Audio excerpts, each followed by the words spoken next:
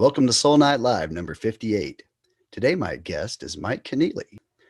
Tonight, we're going to take a look at the guitar styles and the guitars, gear, and more of Frank Zappa.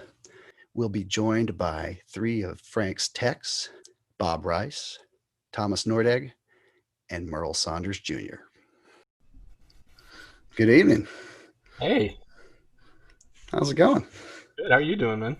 I can't complain. I'm I'm hanging audible. in.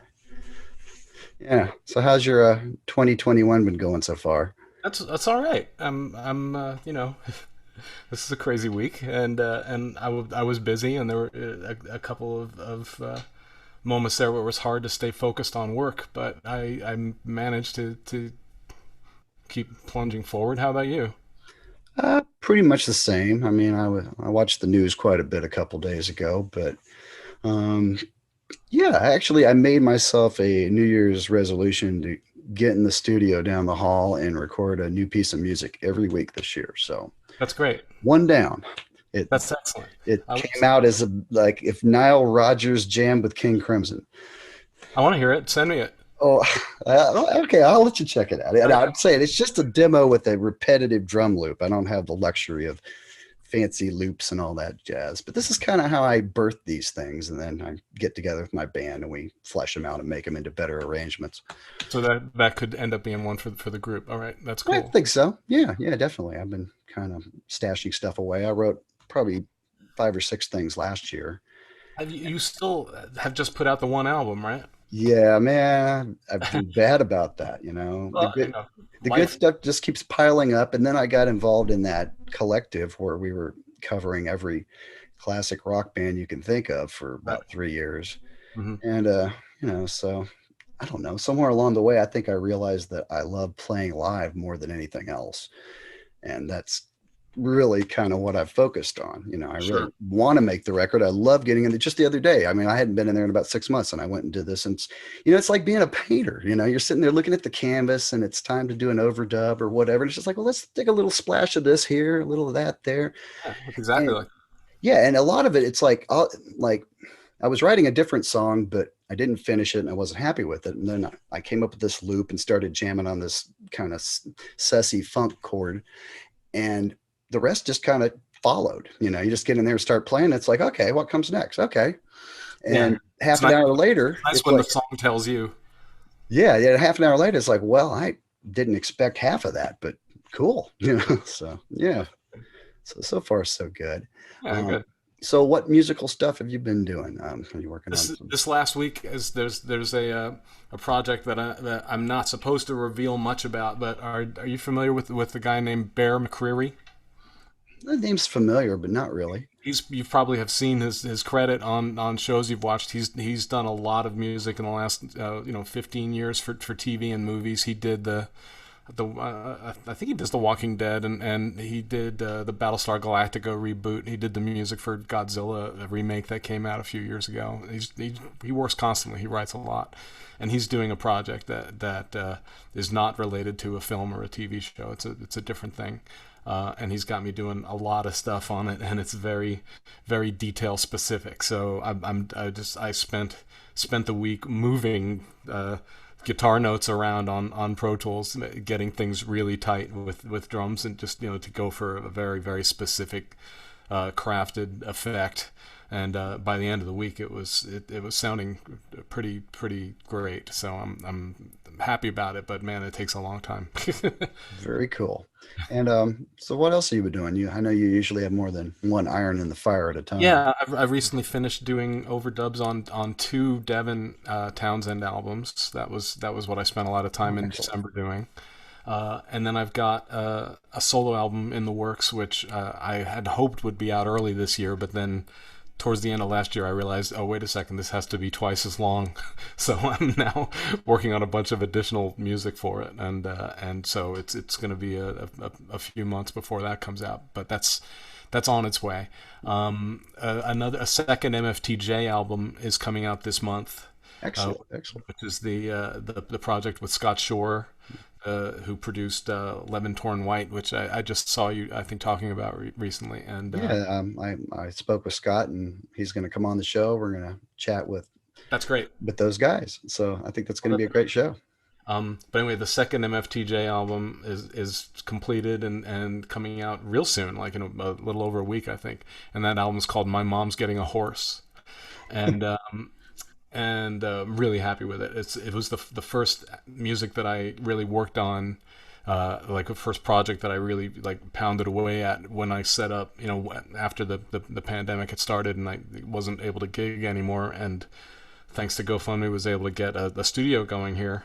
And this MFTJ album was kind of what I sort of got my chops together on, working on that music, and it was really fun. And the way Scott deals with the stuff, because the MFTJ rigmarole is he sends me a rhythm track, I improvise a bunch of junk, and then he makes sense of the improv. That's I think that's kind of what he did with Levin Torn White as well. These guys just like throw him stuff and he shapes it into song form. And so the stuff that I send him, I never really know what's going to come of it, and then he'll send me mixes back, and it'll be like I barely recognize. I can't believe that I played this stuff. By the time he gets through with it, so it's really fun. Awesome. And then Very cool. what else? I'm producing this group, or co-producing a group called Android Trio, which you're going to be really interested in. Really wonderful, a very modern approach to sort of fusiony, proggy type ideas, but really with a different feel. And it's primarily a trio, but there's some extra instrumentation on some songs. I'm doing some overdubs here, but primarily it's three guys, including Max Kuttner on guitar, who's a friend of mine from years back. He was responsible when he was a student at Cal Arts for the only performance of my orchestral thing, The Universe Will Provide, that's only been performed one time in the United States, and that was due to Max flying the flag for it. So I have a lot to thank him for. He's a cool dude. I'm excited to hear that. And then other things. There's a songwriter named Steve McAllister that I'm doing some recording for, and he's also got Dave Gregory from XTC doing overdubs on that same project. So it's nice to be on an album with Dave. That's Are you always. both playing guitar on it? We're both playing guitar and keys at various times. He's Okay. just Steve is like he does the songs, he sends it out, and then we just sort of like propose ideas for overdubs, and he goes, yeah, that sounds good. So there's some songs that I hear and think, oh, I'd like to stick a keyboard on that, or maybe I'd prefer to just stick on guitar. And Steve's amenable to whatever, and it's Are there any where you both play guitar on the same song? Mhm. Okay. Just the Yeah, thought of your guitars meshing together is a beautiful thought. the first tune actually. Which I now can't remember the name of, but it almost sounded like a Stonesy kind of thing, a little bit of a Exile on Main Street vibe, and I thought it would be great if my guitar was on one side and Dave's was on the other, and we ended up getting a really nice track on that one. So yeah, there's some cool Very stuff cool. on there. And the stuff that you've been writing for another solo album, can you give us a little preview of what direction it's heading in, or? It's sort of all directions at once, Okay. kind of, it's not too Sure. different from other albums of mine. The main difference is that it's been so long since I put out an album. It's been, like 5 years since Scambot 2. So, I've collected various kinds of material in the meantime, but the main sort of thing that is going to distinguish this album, I think, is the second half of it, which is kind of it's still forming in my head, but it's based on the best, or what I consider the best, of the unreleased music that I have archived from over the last 20 years or so. Some unreleased material that I recorded with Doug Lunn and Toss Panos, and this really interesting piece that I did with Greg Bendian, and some live recordings with my European band, with Jan Vestman on bass and Schroeder on drums, who I've been doing shows with for over 15 years now, but none of their playing has ever been on one of my albums. So I'm kind of looking at the second half of the album as sort of a showcase for a lot of the stuff that I do that is kind of under the radar, but recontextualizing it, writing new material to tie the stuff together, because I kind of wanted to tie it together into a lengthy suite.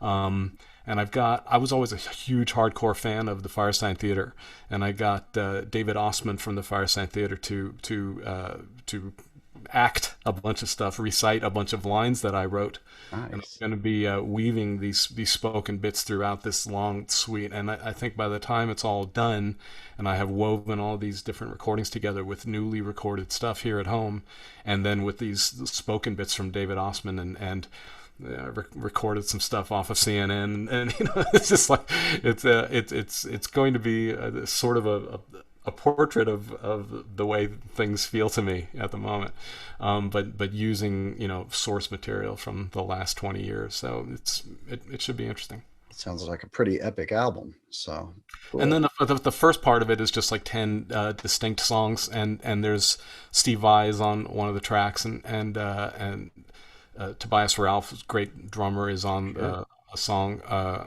called "Big Hit Song," and Nick DiVirgilio is on a couple of tracks. Pete Griffin is on a couple of tracks. Just a lot of really good. Malcolm Mortimer from Gentle Giant. Brief Gentle Giant. He plays Yeah. on one of the songs. Oh, that's gonna be great. It's a really interesting collection of different players. Yeah. Any of your classic pop cropping up on this one? There's a couple of tunes that I think maybe not quite as like slam bang direct as Potato or Live in Japan, but there's definitely some melodic stuff. It's not all crazy instrumental stuff, and and I've actually I wrote something last week for it that I was originally just thinking I just need something to go between these two pieces, and I wrote this chord progression, and I said, well, that's nice, and then I put some Mellotron on it, and now I'm thinking, wow, I need to put some lyrics on this, and it's got a real accessible melody vibe to it. So without like expecting it to pop up, I think there might be another little pop tune that shows up during the second half of the thing. And I'm not done yet, so others might show up as well. But there's a song called Spigot that has a really nice feel to it, a nice melody. And there's another one called Logos that's just utterly bizarre. There's a lot of different stuff on the record. Dig it. That sounds like a Keneally tune. You know, Logos? both of them. Yeah, Yeah. yeah. Spigot. Yeah. Yeah. Yeah. It's a Keneally album. I can't. Well, when do you think that you think maybe by middle of next or this year it'll be out or Yeah, yeah. It's. I mean, at this point, because I require just for survival to take on other projects. And that it keeps absorbing more and more time to do that.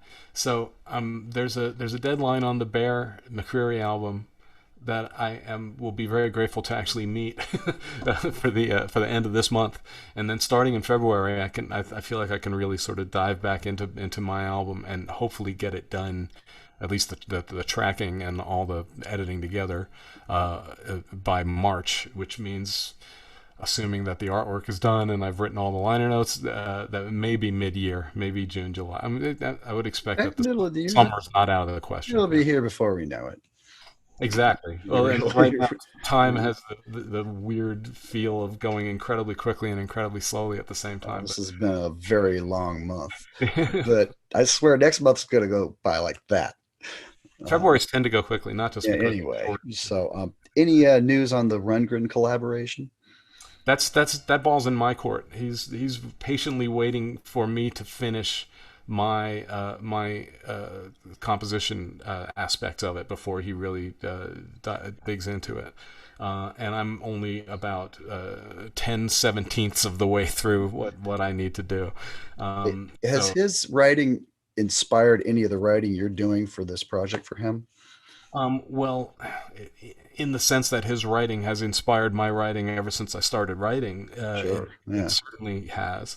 And there's one specific occasion where I used an existing melody of his to kind of provide source material. Although by the time I ended up reharmonizing it, you can't recognize it. You'd be lucky to guess what it was. Is it a fairly well-known tune that the melody's from?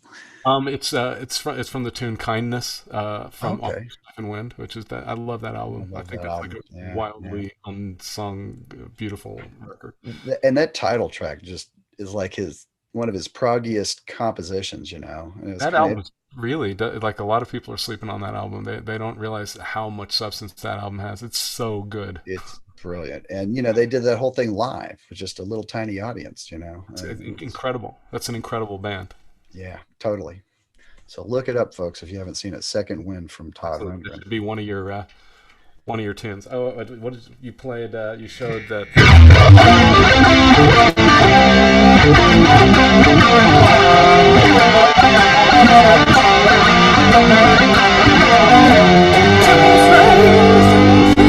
I love that tune, man. That's great. Oh, I do too. Oh, and Yeah. that freaking that Steven Wilson remix of Tales is like unbelievably cool. I was like delighted to hear that. Every once in a Yeah. while, he'll do a remix that just like, because I'm not like I'm not somebody that's just like I don't think it's sacrilegious to do a remix, and I also don't necessarily fall in love with a remix, but there's three that he did that killed me.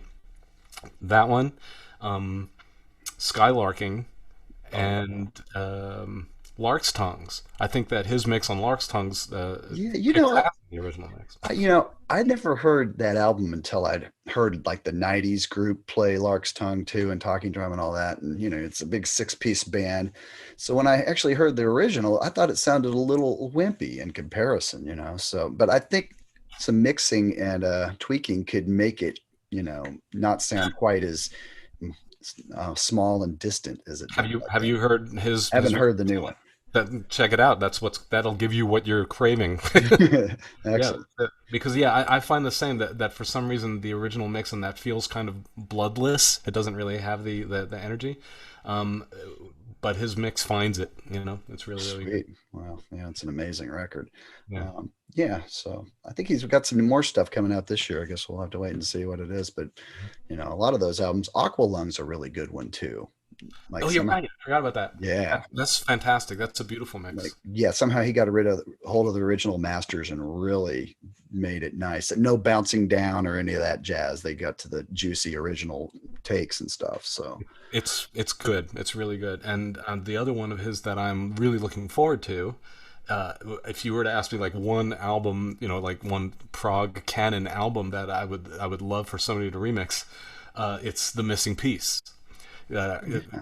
that album has a really bizarre mix. It's and I would evidently he's got his hands on the multi tracks from what I've read. Well, I know he was doing some other ones. I don't know how far through the Gentle Giant catalog he got yet. I know he did some early It's stuff. Yeah, it's he did as much as he could of the first three albums, and he did Power and the Glory and Octopus, and I don't know if there's been any others beyond those. Freehand, maybe? I don't think he's done Freehand yet. Well, maybe he's mixed it, but I don't think it's come out yet. Okay. That might be one of the ones that I saw from. I certainly don't memorize everything I read online, but I think the ones that are coming out are Freehand, Interview, and Missing Piece. And whereas Freehand and Interview, I haven't been craving a remix of those albums. I've definitely been craving a remix of Missing Piece, and I'm fascinated to hear what he comes up with there. Well, it's such a nice album. Similarly to Chicago, the second Chicago album, because that is another album that's like one of the most peculiar sounding albums Oh ever. yeah. It was like kind of the murkiest one in the catalog until Steven got a hold of it. Yeah. So So to me, Missing Piece is that'll be sweet to hear. kudos, Steven. Yeah. Definitely keep up the good work. So let's talk a bit about Frank's guitar style and kind of where you think his inspirations came from initially and how they kind of merged into what we know as Frank's guitar. Oh, that's a good question. But I guess one man's opinion. When I think about the way he plays, I do think that it really does kind of bridge the whatever gap there might be between the R&B guitarists that he grew up loving and the compositions that he grew up like revering. So you get some odd combination of Johnny Guitar Watson and Stravinsky. It's you've got the grease and just the attitude and the nastiness, but you're also delving into some modes. Like if Clarence Gatemouth Brown played in Lydian more often, then you might get Frank. It's that meeting place, the intersection between the very hardcore compositional approach, and just the way really nasty, greasy blues guitar sounds and makes you feel. Well, I think that's a really good blend because they're so different. It's that's one of the things I really love about Gentle Giant as well. Is Gary has a way of just putting these wonderful bluesy licks on top of things that almost sound like a math problem. And no, I shouldn't say that because they're always wonderfully musical and grooving anyway. But you know what I mean? I mean, you can thank certainly. I mean, I'll tell you, I love Malcolm Mortimer. I love the drumming on Three Friends very, very much. But the later years of Giant, when you had John Weathers in the band, and his ability to just keep that sort of for the floor groove through whatever is happening, and then you've got Gary just killing it. I mean, I was listening to from Three Friends that guitar drums duet, him and Malcolm on Peel the Paint. That's ferocious. That's like a truly fantastic guitar solo, and Malcolm just playing the most creative, cool stuff. And it's sort of like a McLaughlin, Billy Cobham, Noonward Race kind of moment where it's just guitar and drums and like just really pushing it the envelope energetically. Could you play a little piece of that? Of what of Peel the Paint? Yeah. Well, it's a solo, right? It's an improvised. Well, yeah, but or even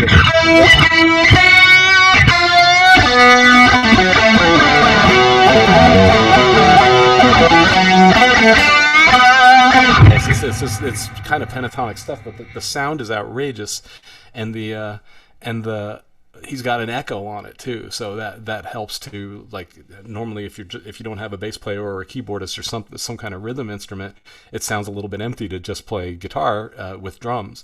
But he's got the echoplex happening, and then you've got Malcolm just with this beautiful rolling jazz rock type groove. This is an interview about Frank Zappa, isn't it?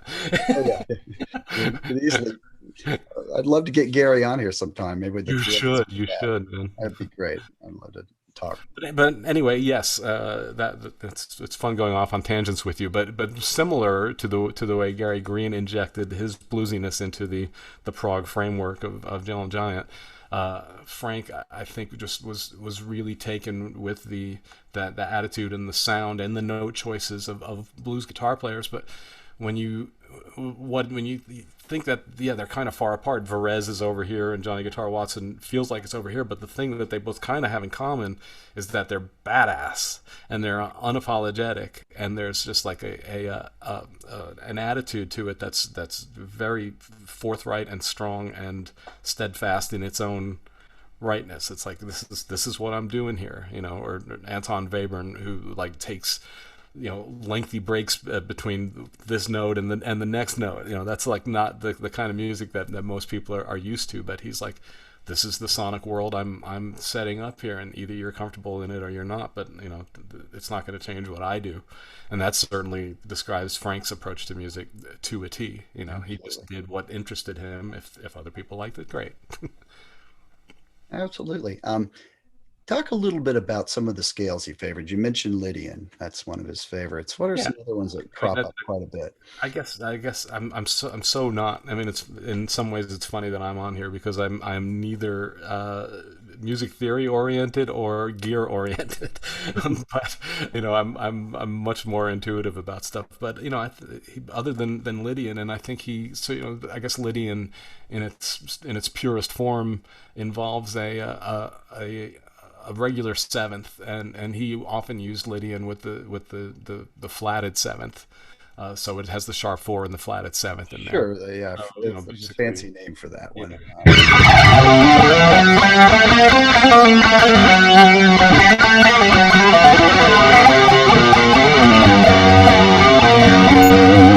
I think they call that Lydian dominant. Yeah, Lydian dominant with the flat seven. Okay. It's also a very Frippian thing. Melodic sounding one. I like it. And then the Lydian, that lick that he did a lot in '77 that ends up in Shake Your Booty Tango.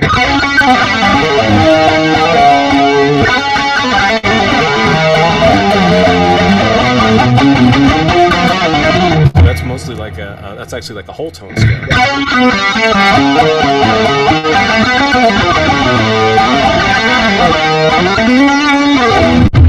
That's something that he enjoyed as well. Yeah, I think whole tone pops up quite a bit here and there, and in some of his soloing as well. And then Mixolydian, I saw a website where somebody dissected like what scale every Zappa composition features, and then tallied them. And I think Mixolydian was at the top of the list. Well, I'd say that he definitely went there a lot in improvised solos, which tended to be over basic vamps, as opposed to playing over a bunch of changes. And I'd say that Mixolydian is and certainly that's where I spend a lot of time when I'm improvising as well. It's a comfortable place to be. Sure. Yeah, and then pentatonic because he liked the blues. Yeah, absolutely. Let's see what else I was going to ask you. How about his chord choices? It seemed. I mean, I don't know for sure, but I mean, some of the things like Zoodalures, for instance, there's a lot of 6s and 9s stacked in those chords. It gives it, or even some 4ths sometimes for more of a suspended-y kind of zing. It seemed like he kind of liked all of that. The major 9 vibe.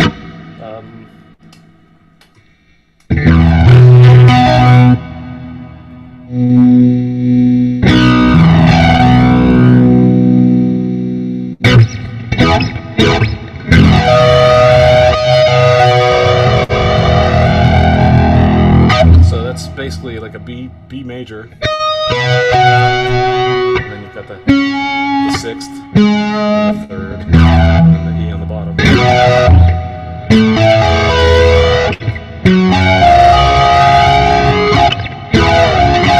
Those are major 9 chords basically, but you could also look at it as, in this case, it's an E major over A,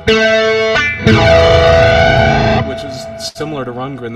Or Brian Wilson or Joni Mitchell or any number of writers. There's a real specific kind of thing when you take a major chord and then put a variety of unexpected notes underneath it. Like here's E over A, and here's E over D, and here's E over F sharp. In every case, I don't know how these are. These, can you hear everything okay? Zoom is not the best. Yeah, it's coming through. All right, cool. And in each case, it's just an E major, but the difference of the note underneath it changes the whole meaning of the chord. Todd is like a master of that. Those slash chords, man. Absolutely. Absolutely. But with Frank, he so that's a D flat over E flat.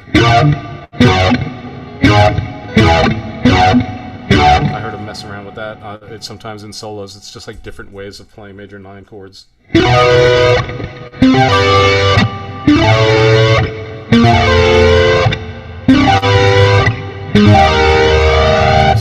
that's just like very, very Frankish, those voicings. So this SG of yours is very Frank as well. Well, this is the Roxy Sg, which Dweezil had a hand in the release of this through Gibson about I guess about 10, 11 years ago. Oh, okay. And this was so this is, as far as I know, schematically precisely what Frank used on the Roxy.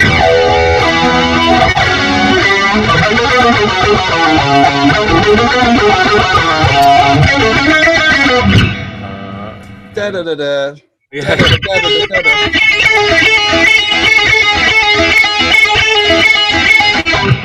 That's such a cool tune. Yeah, it is amazing.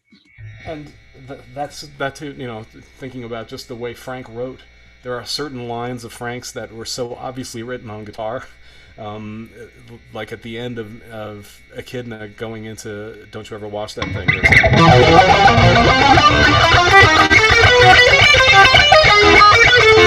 It's all the same pattern, just going across the fretboard. But it goes up a fret as you move across the and then back down again. But it's all the same, the configuration. So obviously that was written on a fretboard. Even though I think on the Roxy version you can't hear his guitar on it, because the guitar was just a means to an end, right? That's the tool that gave him this music. Yeah. And then there's that weirdness, but then it has this. It's just a C major scale in the middle of this. It's such a strange choice, but it works. It's awesome.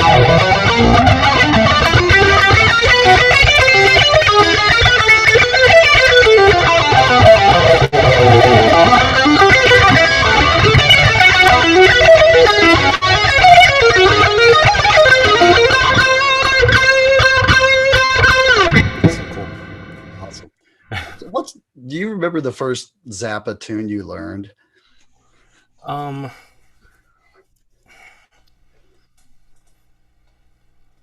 It's strange that I don't, because I remember, long after I started like learning a bunch of other weird music. I think maybe I revered Frank so much I was scared to touch it, but I'm getting the feeling that probably the first tune of his that I learned, and it's a weird one, was "Son of Orange County." Like that melody. I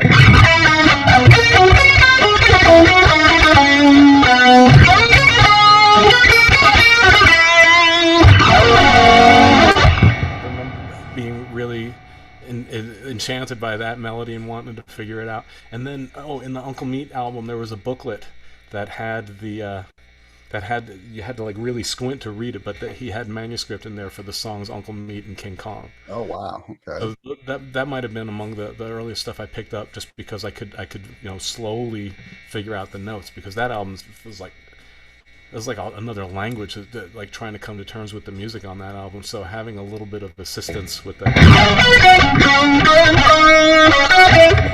haven't played it in a while.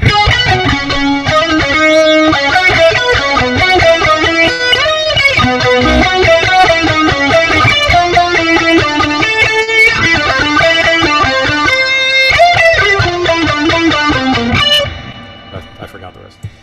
But they're lovely melodies. And then also in the same album, there was King Kong. I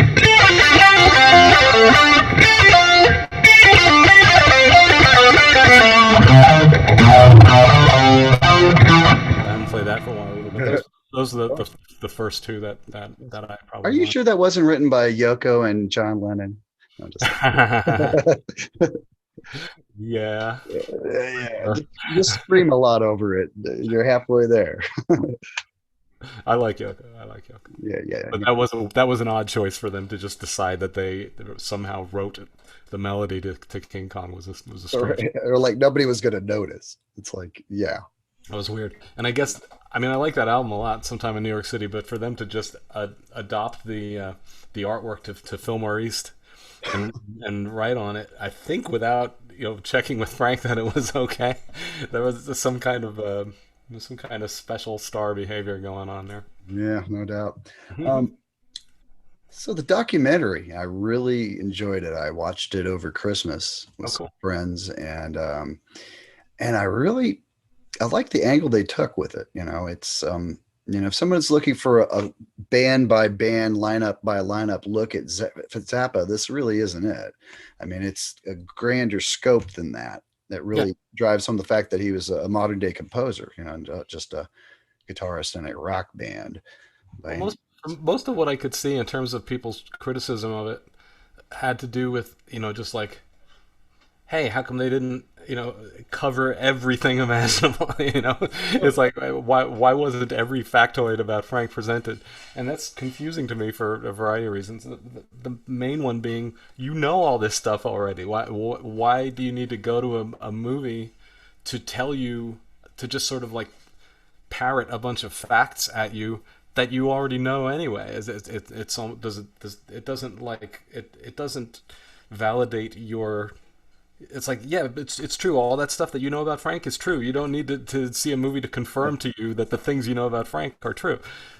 So it's the fact that this movie took a distinctly different angle, and I think it is one that is entertaining to a hardcore fan, but also engaging for somebody who's coming to Frank for the first time. And I think that it absolutely nailed that spot between a totally substantial film for the hardcore people, a very emotional film for the hardcore people. Seeing Ruth especially is the emotional core of the film, I think, and I loved watching her and Joe Travers playing Black Page, and just Awesome. all the stuff that Ruth had such a deep relationship with Frank, and you really feel that. And obviously I feel for the people who just go, you can't cover it all in 2 hours, and I agree, you can't. But that's the parameters of this film. It's a 2 hour movie. I know Alex has got a ton of extra material, which hopefully will find its way to a Blu-ray release or something. Yeah, I was wondering about that. Yeah, a ton of stuff. To me, the most disorienting thing about the film is how much I'm in it, because I prefer not to look at myself. And I was happy that Alex thought that I had that much to offer. Yeah. When did he first approach you about it?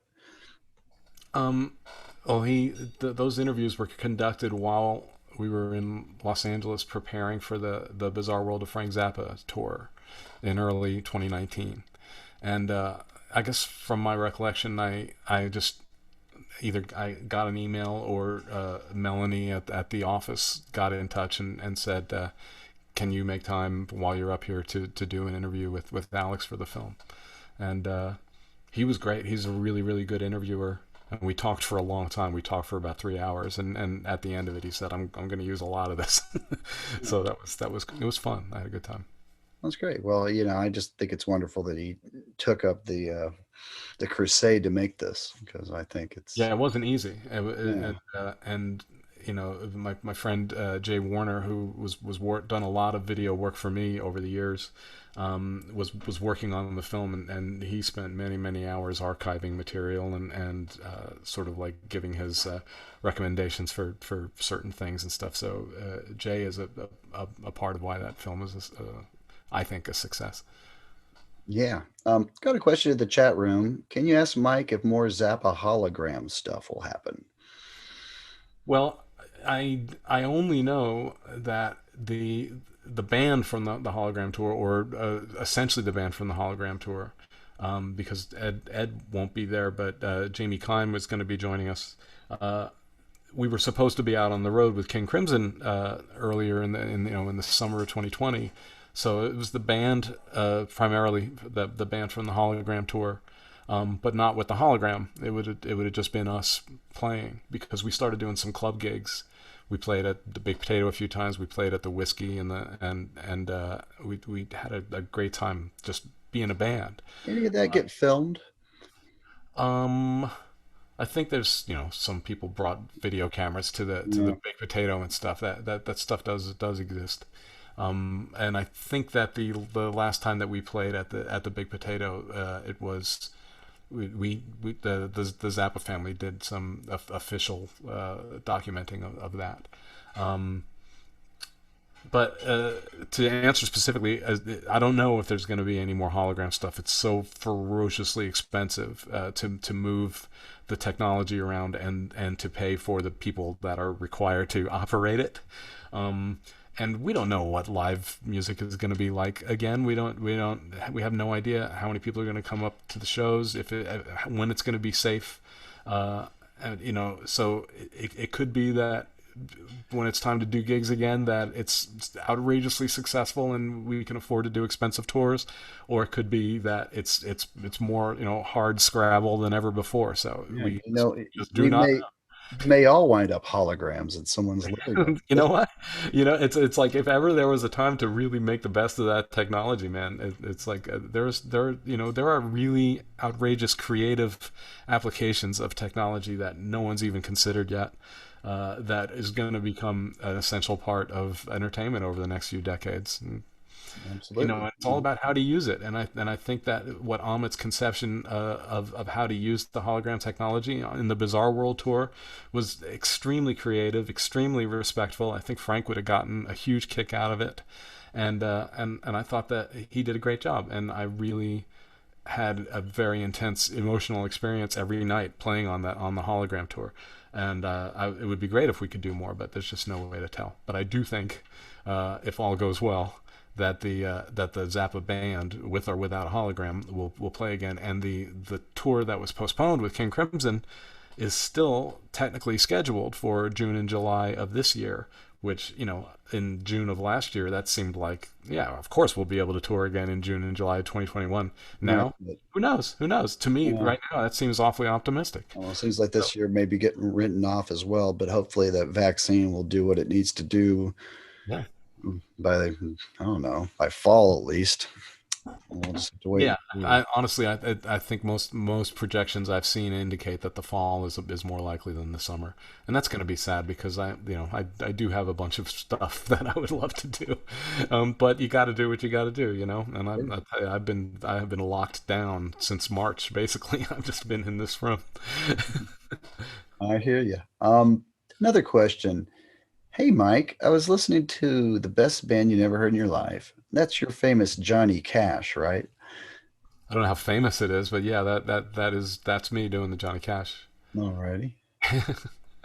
That came about because of we were playing in Würzburg, and Johnny Cash was at the hotel that Frank was staying at, and they met at the hotel, and Frank asked Johnny Cash to come to the show that night, and he said that he would. So when we got to sound check, Frank said, Johnny Cash is coming here tonight. Let's learn a reggae version of Ring of Fire. And then he said, does anybody know the words? And I knew half of them. So I sang them in this, what I think is a horrible Johnny Cash voice that actually sounds more like Mr. Ed. And I didn't know the lyrics, but I sang the ones that I did know. And then when we got to the show, it turns out that Johnny couldn't come after all because June was ill, so he stayed at the hotel to take care of her. And Frank told me, we're going to do Ring of Fire during the show. And then we ended up, it's only once on the album, but we did it 3 times during the show. Oh, that's funny. It'll cure that Ring of Fire for you too. Oh, and then as the night went on, more and more songs from the show got infected with Johnny Cash-itis, and everybody in the band was doing this. Oh, there's a burn it, who needs the Peace Corps? I used to do the monologue in that. First, I'll buy some beads, and then perhaps a leather band to go around my head. It's just Johnny Cash. That's as good as I could do. And then he ended up writing Ryman Man, which he wanted me to sing as Johnny Cash. That's on Broadway the Hard Way. And Elvis Has Just Left the Building, which I tried not to sing like Johnny Cash, but it was such a country tune. It was hard not to let some of it sneak in. Very cool. All right. Couple more of your favorite Zappa licks or riffs to share before we bring in the text. I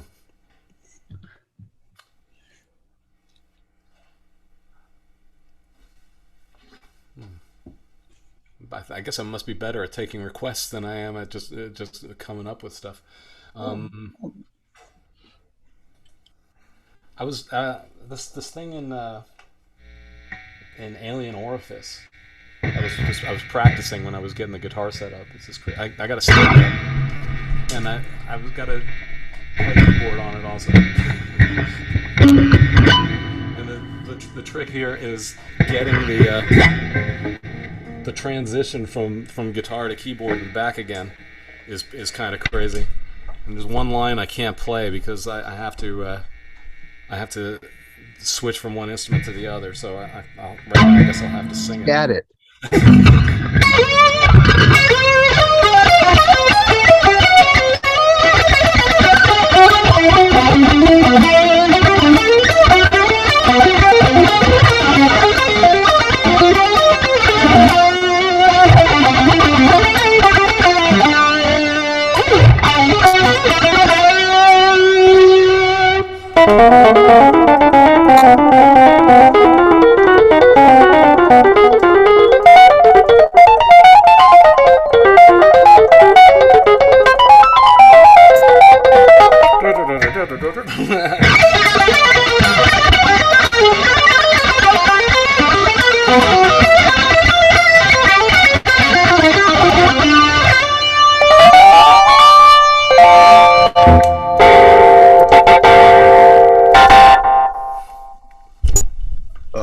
Awesome. You got me grinning like Rick Beato. Was the keyboard loud enough? That was perfect. All right, good. Yeah, that was awesome. Now it's funny that you got Bob Rice coming because that song Alien Orifice was one of the harder tunes to play on the set, and if it was in the set list, and if I managed to execute it correctly, the first thing Bob would say to me after I got off stage was, "Nice Alien." Very cool. Very cool. Was the Synclavier ever used live where he just hit play and you guys played along with it? Yeah, I thought so. on that tour, one of the things that was coolest about the '88 tour was just the amount of sound, the different sound generating humans and technology that was available for Frank to mess around with, especially during improvised sections, which was great because here's a 12-piece band with a lot of material. We had something like 120 songs practiced, and he could have just gone out there and played prepared material, but in front of sizable crowds with this large band in front of him, a big part of each show was just throwing everything to chance and seeing what might happen, and conducting improvisations during the show. Some of this ended up kind of getting crafted into, like, there's a song on Make a Jazz Noise here called "When Yuppies Go to Hell," which has a bit of composed material at the beginning and then a whole bunch of improvised stuff that sounds like very organized composed material, but it's just Frank being the puppeteer pulling the strings, and his ability to go over to the Synclavier and trigger stuff via the keyboard, and just have access to so many crazy supernatural sounds. And then Ed Mann had an incredible amount of sampled sounds at his disposal that he was triggering with his silicon mallets, a MIDI mallet instrument. Technologically, this was pretty advanced stuff for the I late was going to '80s. say, yeah. And Chad had like an octopad type thing that could also trigger the Synclavier if Frank chose to have Chad trigger. Frank had a switching system, so he could have Ed trigger the Synclavier, or Chad trigger the Synclavier, or Frank could go over and play the keyboard, and I think he could throw it over to Robert also to trigger. But Ed was just like this constant commentary, and in the middle of a song he would just like trigger Ike Willis as Sammy Davis Jr. going, "I mean that," it would just and you would never know where it would come in, and it was beautiful that Frank gave Ed the room sonically, the wherewithal to just do all this constant sonic commentary, and it's funny and creative and amazing.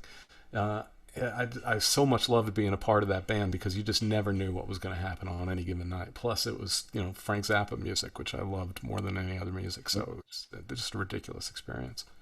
So, what were a few of the Synclavier based pieces? Was there ones where you just hit play and played with the sequence the whole from top to bottom? It wasn't so much of that.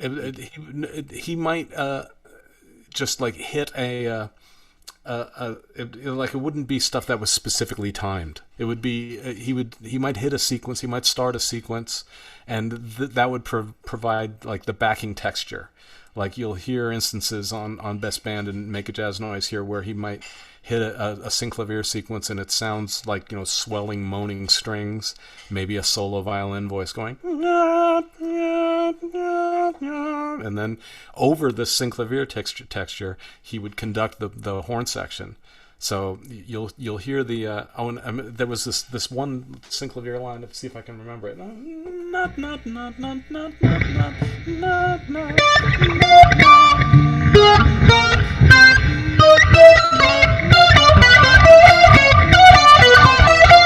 like that. That was a motif that is in one of those Synclavier. So if you hear that melody happening on one of those live recordings, that's the Synclavier you're hearing. But then while that sequence is playing, he'll be conducting the band, which is like a nice safety net, right, in the middle of an improv. Even if like the band just like leaps into the abyss, there'll still be the whatever sound is being generated by the Synclavier. But it's not like we're accompanying the Synclavier in a composed way. It's more like the Synclavier is providing a texture for us to improvise on top of and around. Very cool. Okay, I was wondering about that. Didn't figure you'd play it along like a player piano, but I wondered. Well, there were several pieces. I mean, the reason why I got in the band is because I showed up at the audition knowing that that piece Night School from Jazz from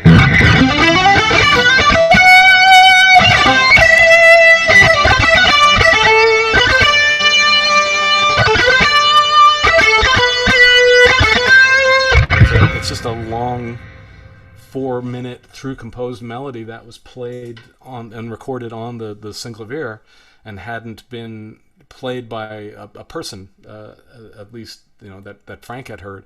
So at my audition, he asked me if I knew G-Spot Tornado from Jazz from Hell, and I didn't. But I just so happened to know the melody to Night School because I loved it so much that I had taught it to myself. Yeah. So, and I'm so glad that I did, because it was because I was able to show that he thought, well, let's see what else he can do. Yeah, oh sure, he was probably taken aback by somebody learning a piece of that music. It's absurd that I'm answering these questions because Bob Rice is here, and Bob was the. You need to get these guys up. That's a good segue. Why don't you go ahead and let everybody know who these three gentlemen are and a little bit of their background, and then we'll bring them in. All right. Bob was, when I showed up for my audition, the only other person in the room besides Frank and me and my brother, who had driven me up from San Diego. And I think actually Bruce Fowler was there for a second, but he took off. And then Bob was left. And so, like, for instance, when I said I could play Night School, Frank said to Bob, go get the sheet music for Night School so I can read along while this guy's playing it. Bob was in the trenches with Frank recording that Synclavier stuff, the earliest stuff, like Jazz from Hell and stuff on Mothers of Prevention and some other stuff. And Bob can give you more, obviously, a lot more details about what that meant to be working with Frank on the Synclavier. But he was also in charge of making sure that it was kept healthy on the road, because it's a very delicate piece of machinery. So that's Bob. He's a beautiful guy. He has done a bunch of work in the last many years with Paul Simon and Neil Young. If you see the Neil Young film Mountaintop, you'll see Bob working with a glass harmonica. He's in that film. And then Merle Saunders Jr. was the guitar tech on the 1988 tour. So he took care of my guitars. He took care of Frank's guitars. Pretty sure he was taking care of Scott Tunis as well. Just a beautiful man, beautiful energy. So pleasurable to work with. And given that it was my first professional touring experience of any kind, I was really grateful for Merle, who I worked with closer than anybody else on the crew, and Mark Coy, who was the monitor engineer, who I stood right next to every night, and Bob, just really sweet, good-hearted people that had so much more experience than I did in the music business, and made me feel so welcomed. And then we also have tonight Thomas Nordegg, who is an absolute legend. He worked with Frank years before I got there. He was working with Frank from 1977 on. He wasn't on the Zappa tour that I did, but we have worked together many times since. And he's teched for Steve Vai and Dweezil and Warren Cucurullo and all sorts of people. And Yngwie. Yes, I mean, just Thomas has more stories to tell than anybody, and he is a unique, brilliant individual in every way, and I love him so much. Excellent. Well, without further ado, bring in the gentleman. I appreciate y'all tuning in tonight.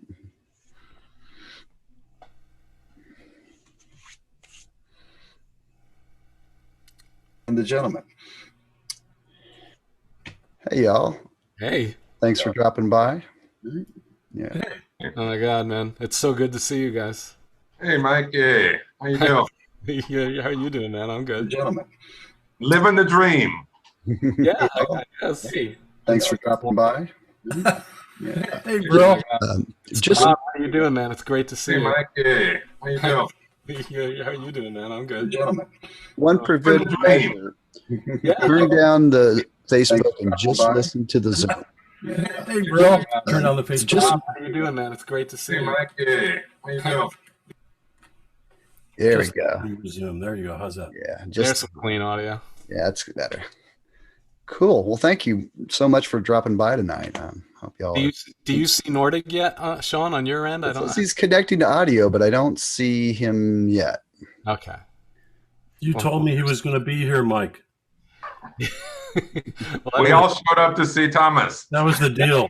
honestly, it's all geared towards the moment of Thomas's arrival. Thomas is royalty in the Zappa community. That's so true. That's absolutely true. He taught me how to use Velcro. That's how heavy Thomas Nordegg is. Thomas is the king of Velcro, or as he calls it, crow. Crow. He just calls it crow. Simply Crow. But I don't know if you remember, if you ever watched Gumby cartoons, there was this weird character that used to run really fast around, like this strange little figure who'd run around and leave just like strange constructions behind it. That's the way Thomas is with Velcro. He just moves quickly across the world and leaves a trail of Velcro behind him. Perfect. That's awesome. Well, while we're waiting, Bob, why don't you tell us a bit about how you got involved with Frank and all those years ago? Well, I had an audition kind of too, but it was preceded by a completely random event that happened. I went to school and studied music and counterpoint and guitar at Cal State Long Beach. And while I was there, I had always been involved in electronic music. But when I got there, they had one of the early FM Synclavier 2, more like the smaller keyboard that Laurie Anderson was using early on in her Superman era. And so I learned quite a bit about the operation of the Synclavier at Long Beach State. And I had an incredible professor that basically just gave me his keys to the electronic music studio and said, have at it. And, whatever time you can put into it, just take my keys and learn it. There's nobody here that's going to be able to teach you what you'd be able to pick up on your own. So go for it. So I was completely obsessed learning how to operate it and learning. And at the time there were 3 big manuals that looked like New Jersey phone books. And I got through a lot of the general idea of how the thing operated. We didn't have sampling, wasn't even around. So this is about 83, maybe 83 and 84 that I was involved at Cal State Long Beach. So long story short, I am supplementing my pitiful income in college by working at a record store, and I get a phone call. I met this guy. Let me take it back. See, it's been 30 years. I barely remember. I was playing jazz guitar in the studio orchestra. So like a Steely Dan size, like 19-piece jazz band. And we were invited to play at the North Seas Jazz Festival and the Montreux Jazz Festival. But I didn't have a passport. So I went to the passport office, had to wait in line for like 4 hours at that time. And while I was in line, there was a guy in front of me that had a t-shirt of himself playing the Chapman stick. And this guy, my brain's not firing, so I can't remember his name right now. But he was a guitar tech that was working on the 84 tour, and he was a friend of Ike's. And he came in, and he was a guitar tech for a while. And we had a long discussion while we were waiting in line for 4 hours. And he showed, out of his backpack, he said something about the he had a piece of, he told me he was playing for working for Zappa, and he pulled out of his backpack a printout of Alien Orifice. That was a printout from the Synclavier. I heard your story before. And I said, does Frank have a Synclavier? And he said, yeah, he's got a Synclavier. He wanted to bring it on tour, but he couldn't find a guy. And I go, well, I'm totally the guy. And so we kept on going, and we get up to the desk, and he doesn't realize that it costs $45 at that time to get a passport. And he looks over to me at the next window and said, hey man, can I borrow $45? And I said, yeah, sure. And so I gave him the money, and he said, all right, well, come Friday to the rehearsal, we get our per diems, and I'll give you the money back. God. And in those few days, he went back and he told Frank he had met somebody that was a Synclavier programmer, and Frank said, well, get him here, you know. He goes, well, he's coming Friday. So he goes, well, make sure you introduce me to him. So I went there. My audition was probably way scarier than yours. Because when I got there, I went into Hollywood Center Studios, which was a big soundstage in downtown Hollywood. And when we got there, he sent everybody on a break when I walked in. He sent everybody on a dinner break, and he said, come here. And he wanted to talk to me for a little while. But what he did was he sat himself on a road case like everybody does at a rehearsal, except the road case that he got up on was really high, and he was already taller than me. And so that made me look up to my hero since I was 6 years old.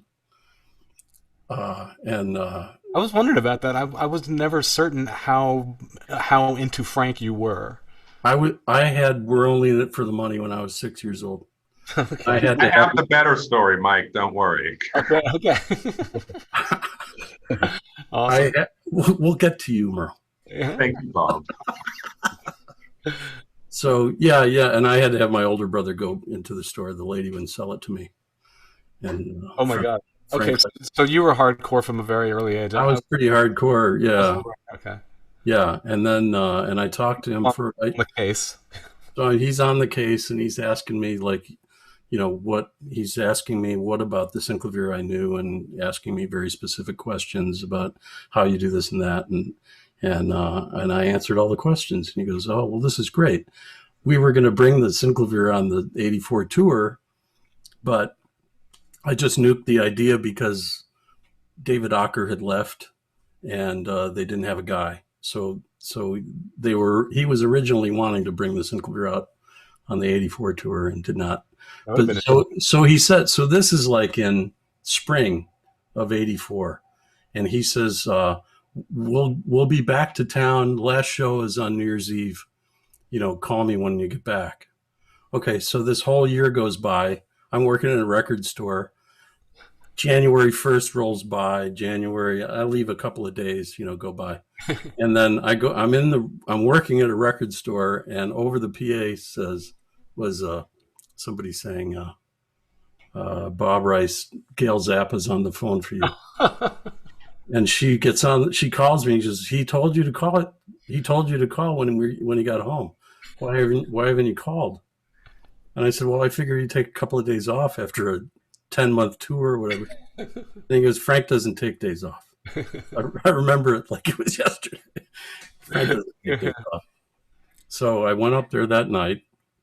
He had some difficulty. There was a piece of music called Times Beach that he had written. It was a commission for the Aspen Wind Quintet. So he was writing a contemporary classical type work. And he says he'd worked on it, and the computer basically ate his composition, and it had corrupted the file. And he said, I need you to come up here and fix this. So I went up there, and it was an arduous problem. And I basically printed out the 5 parts as a computer music note list. And it was a stack of paper like this thick. God. And I took it home, and I blew off work and I blew off school, and I stared at it for about 4 days. And I found a pattern, and I, with a word processing component of the Synclavier, cut and pasted my way back so that there was a part in the middle of it, and it was different in each of those 5 instrumental parts. I figured out how to piece it together, and I got him. It wasn't perfect when I handed it to him, but I got him back. It came up, and it played, and it was a little mangled, but he got himself back to the place where he could finish it and make his deadline. Wow. That's amazing, man. Yeah, that's what I did that was fantastic when I first got there. That was your Ian Underwood moment. That's sick. My Ian Underwood moment. So, and but oh my God, what a ride for 4.5 years, and the '88 tour, and I worked with him every day. Sitting next to him I learned everything I know. What was his favorite kind of coffee? There was a very specific kind of espresso. I couldn't tell you the name of it. I'm sure one of the kids would know, because he had pallets of it. You know who would know is Jerry Fialka. They would order pallet loads of this stuff, and man, we were wired. He didn't do drugs, but he did espresso all day long. The espresso machine was on stage in '88. So were you the espresso tech as well, Bob? Merle was. No, what that was yet another thing I did. Yes, that was you. So you were guitar and espresso machine. Okay, yes. Well, that's a good segue. Merle, yeah, tell us how you came to be involved with Frank. Well, I had just come off the Japan tour of Michael Jackson. Wow. And I get a call from Bob Rice. And I think it was either a couple days before Christmas or Christmas Day, saying, "Hey, there's a gig down in LA for Frank Zappa." And somehow someone called me up, and the next thing I knew, there was a ticket for me. And I live in Marin County, up north by San Francisco. There was a ticket for me the day after Christmas. I flew down to LA and had to meet Frank up at the house. So he just come up to the house. Now, my thing about Frank is I didn't listen to him at all. I knew what his name was. I knew he was a guitar player that was kind of important, just because he was in every magazine. And the only music I had ever heard was Uncle Remus, because it was on a George Duke record. Right. That was it. And the night before I left to come down there, a friend of mine who was a Zappa fan sang me Montana over the phone. That was kind of it. So I get up to whatever Lowell. I get up to the house. I forget what street it was on. I go to the house, walk in, and Frank brings me downstairs to the little family room outside of the studio. And I'm sitting in there, and there's all the license plates on the walls and all that. And none of that stuff means anything to me, because I don't know any of the music at all. So I'm kind of sitting there, and Frank is sitting with an 8x10 pad. And he says, "So what do you do?" And I said, "Like, I've worked for Crosby, I've worked for Paul Kantner, I've done this and I've done that." And he goes, "Well, I know who your father is, so don't worry about that." And so he says, "You must know something about music." So, and Frank asked me this, and I think he asked me, he says, "Do you play guitar?" And I said, "No." And he was like, "Yeah, everyone says that." Okay. He said, "You're just being modest." So Frank sits there and draws, and I tell him, I've been on the road, I know how to build racks, I'm doing this, I was Jennifer Batten's guitar tech on the road. Yeah, that's what I was thinking. That was the '87 tour, is that right? Yeah.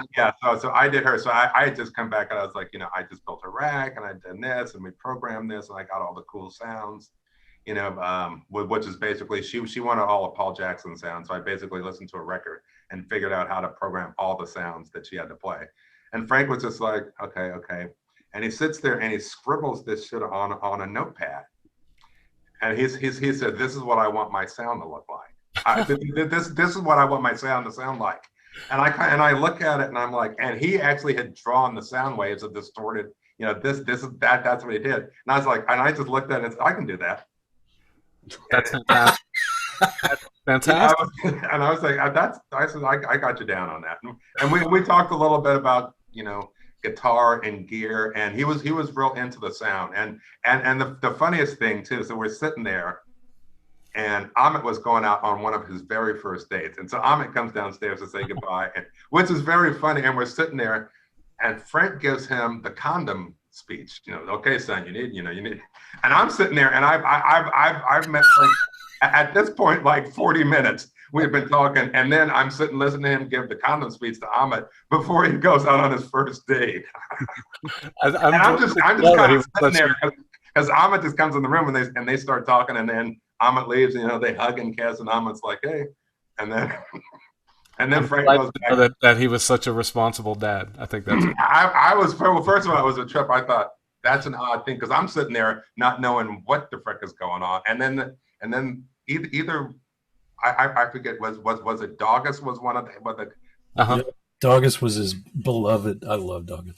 So Doggus came in the room and he's like, Doggus, come here. And I'm like, the fuck? It's like a science fiction thing, His kid comes in, the animal's called Doggus, and I'm like, okay, this is kind of weird. And we talk a little bit more, and he's like, cool, you're hired.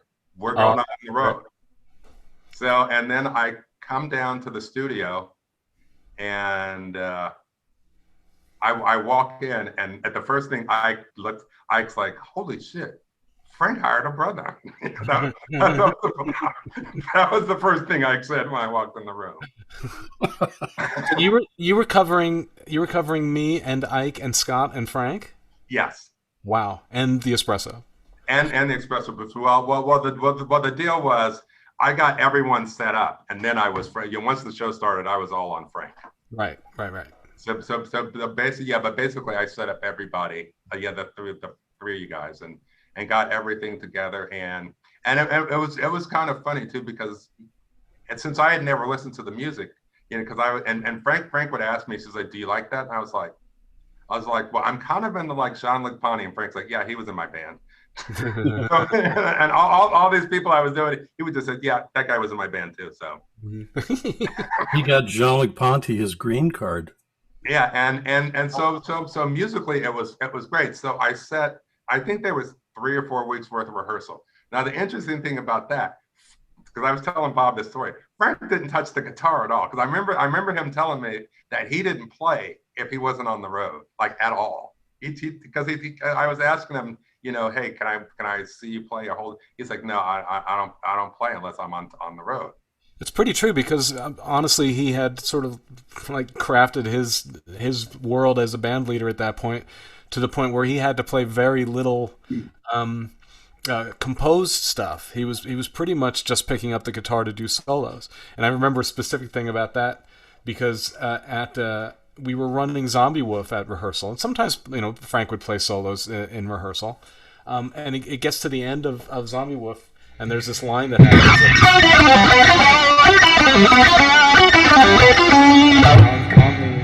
on the studio version. Frank does a solo and ends the solo by playing that line. In rehearsal, he did his solo, and then when it got to that line, he turned around and pointed at me. And I think it was actually the first time we'd ever run the tune. And I was like, oh, okay. And then I was lucky that I knew the line, and I played it. So we finished the song, and then Scott Tunis says, Frank, instead of pointing at Keneally, why don't you just play the line at the end of the solo, and that'll cue the end of the solo.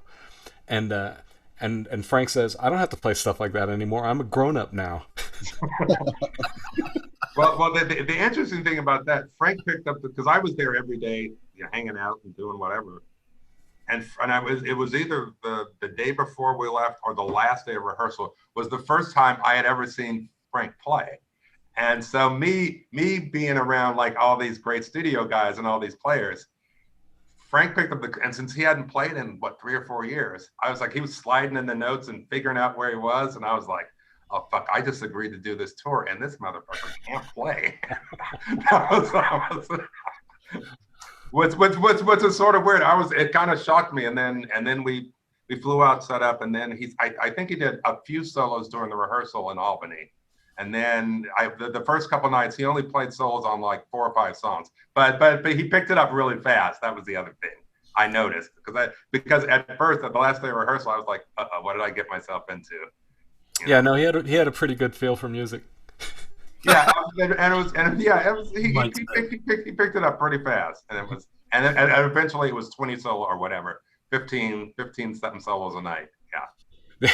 Yeah, no, that's true. And the more Yeah, comfortable he felt, the more he would play. That's for sure. I don't think Thomas? I ever saw him pick up a guitar from '85 until the rehearsals. I don't think Yeah, ever I mean, picked up a I didn't guitar. know him then, but evidently he just had felt that he had no reason to. It's not like he played for pleasure. And I think that I guess there probably were some guitar interfaces that it could have allowed him to input data into the Synclavier, but they were so primitive at that point that they weren't really much use to him. Yeah, no, we had the guitar interface for the Synclavier, and the thing about it was that you had to play so precise Mm-hmm. that you had to have a very clean and precise right hand technique in order to trigger it properly. You had to kind of play it like it wanted to be played, and there were people that could do that, and John McLaughlin certainly was one of them. Yeah. But it kind of slowed you down. That's one thing Lyle Mays told me about Pat Metheny, is that it slowed him down, which was a good thing. Lyle's Obviously, Frank's playing involved a lot of pull-offs and yeah, hammer-ons and just slurring across the yeah, strings. and how he attacked the string with at an angle and with a metallic pick, which Yeah. the Synclavier didn't know what to deal with. That was just noise for the Synclavier. What But were the picks made of? They were still picks. Well, they were. It was weird. They were still, because they were silver. And then after he would use them, they would tarnish to be bronze. So I think it was a steel plate thing. Yeah. I actually still have a few of the picks I left. thought they were aluminum. I have one in the other room. But Are they aluminum? Yeah, it's completely tarnished, though. You're absolutely right. Yeah, yeah, because the acid on his hands, because the one I have one that's tarnished and one that's not, and the one that's not was one that he never used. So he alchemized the pick as he was playing with it. He turned it into something else. It would stay silver the night, but the next day you would see, because of the acid in his hands, which was, and Bob and I were talking about this too. And one of the thing was, I never let, as a tech, there's always people on the tour who play guitar, but I never let anyone play Frank's guitars. Mm-hmm. They could play everybody else's, but they couldn't play Frank's. That's what it is. Hey, Thomas Nordegg is here. Yay! It worked. Thomas, can you hear us? No, he's busy. We'll just watch him. Okay, that sounds cool. Let me text him. Okay. I don't know if he knows we can see him. What strings did Frank use, and how light were they? I've heard stories of him using like sevens. No, they were nines. Okay. And standard Ernie ball gauge. They were Ernie balls. Mm-hmm. Yes, yeah. And I was telling about, there were a couple times when I did actually switch the gauge. Well, for one show, and Frank told me, don't mess with his rig. He said, whatever you do, don't change it. And I noticed we were way into the tour, and we were somewhere in Europe, and Frank was struggling. He was struggling playing all the high notes. So the next day, I changed the B and the E string to a lighter gauge, the one, and Frank looked at me, and I could, he could tell right away that I changed the gauges, and he looked at me, but way into the show, as he's taking his solos, he kind of nodded at me and was like, okay, this is good. And then after the show, he said, never do that again. Did you put it back or leave it? I put it back. Because he said, what are you doing? I said you were struggling to play up the upper register stuff. So I decided, because he was super tired, and because my whole deal was to watch him the whole night. So I could see, after watching him for whatever 40 or 50 shows, I could pretty much tell what was going on. What X's was he using on that tour? Was it mostly that kind of natural looking Strat, or? That was his main thing, and every once in a while he would pull out the Sunburst Strat. Okay. And because I was telling Bob, and then somewhere along the line, Vai sent us one of those that they handed the the little Echidna with, and I put a hex pickup on there, and like Bob said, and we hooked it up, and then Frank just never liked the guitar. He was like, never again. but and I was telling Bob, occasionally in his dressing room he would ask for other guitars, but he never played them during the show. Thomas, welcome. Yes, sir. Yeah. Last but not least. Well, we got you in here. I was afraid you were stuck in the ether, so thank you. I was stuck at David Lee Roth's house. That's what it would have been. There you go. Yeah, I was. Yep. Okay. Oh, you were at David Lee Roth's house? That's what's going on? Okay. Well, I've been there like since election day, helping the man in his Monte Carlo style Mediterranean Pasadena 3.5 acre estate, the biggest thing I've ever been on. It's not Kubrick, not whatever. You could not script it, is what I'm saying. Has he got a studio on the premises? Well, he's got to come and hang out. Yeah, he's got some audio situation. He does have, yes. He's an artist. He paints stuff, and then he's really good. Yeah, and the house is just you see a door, you open it, there's a room with something in or not, and then there's 2 doors in that room. They're going to 2 other rooms where there's another 2 doors. It doesn't end. It's amazing, I must say. I mean, it took me 74 years or 5, I should say, now to get that, and to be on the Kiss tour last year. That was like, whoa. Oh, wow. Never seen Kiss before.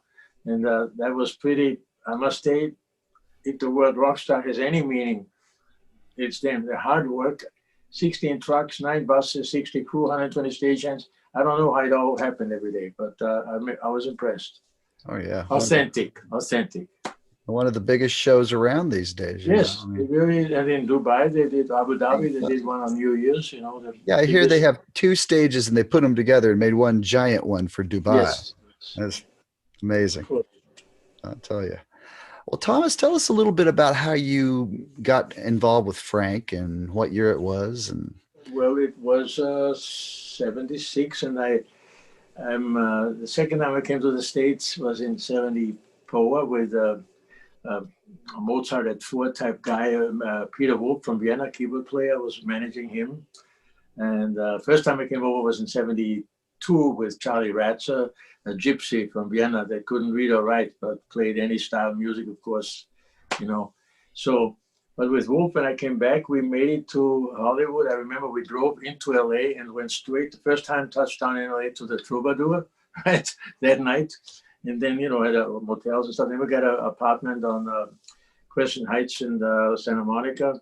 And the Starwood was back then, of course, the place and the whiskey, Roxy. So we, every night, go to a club, go to the Guitar Center every day, too. There was only one in all of America, opposite where it's now on Sunset.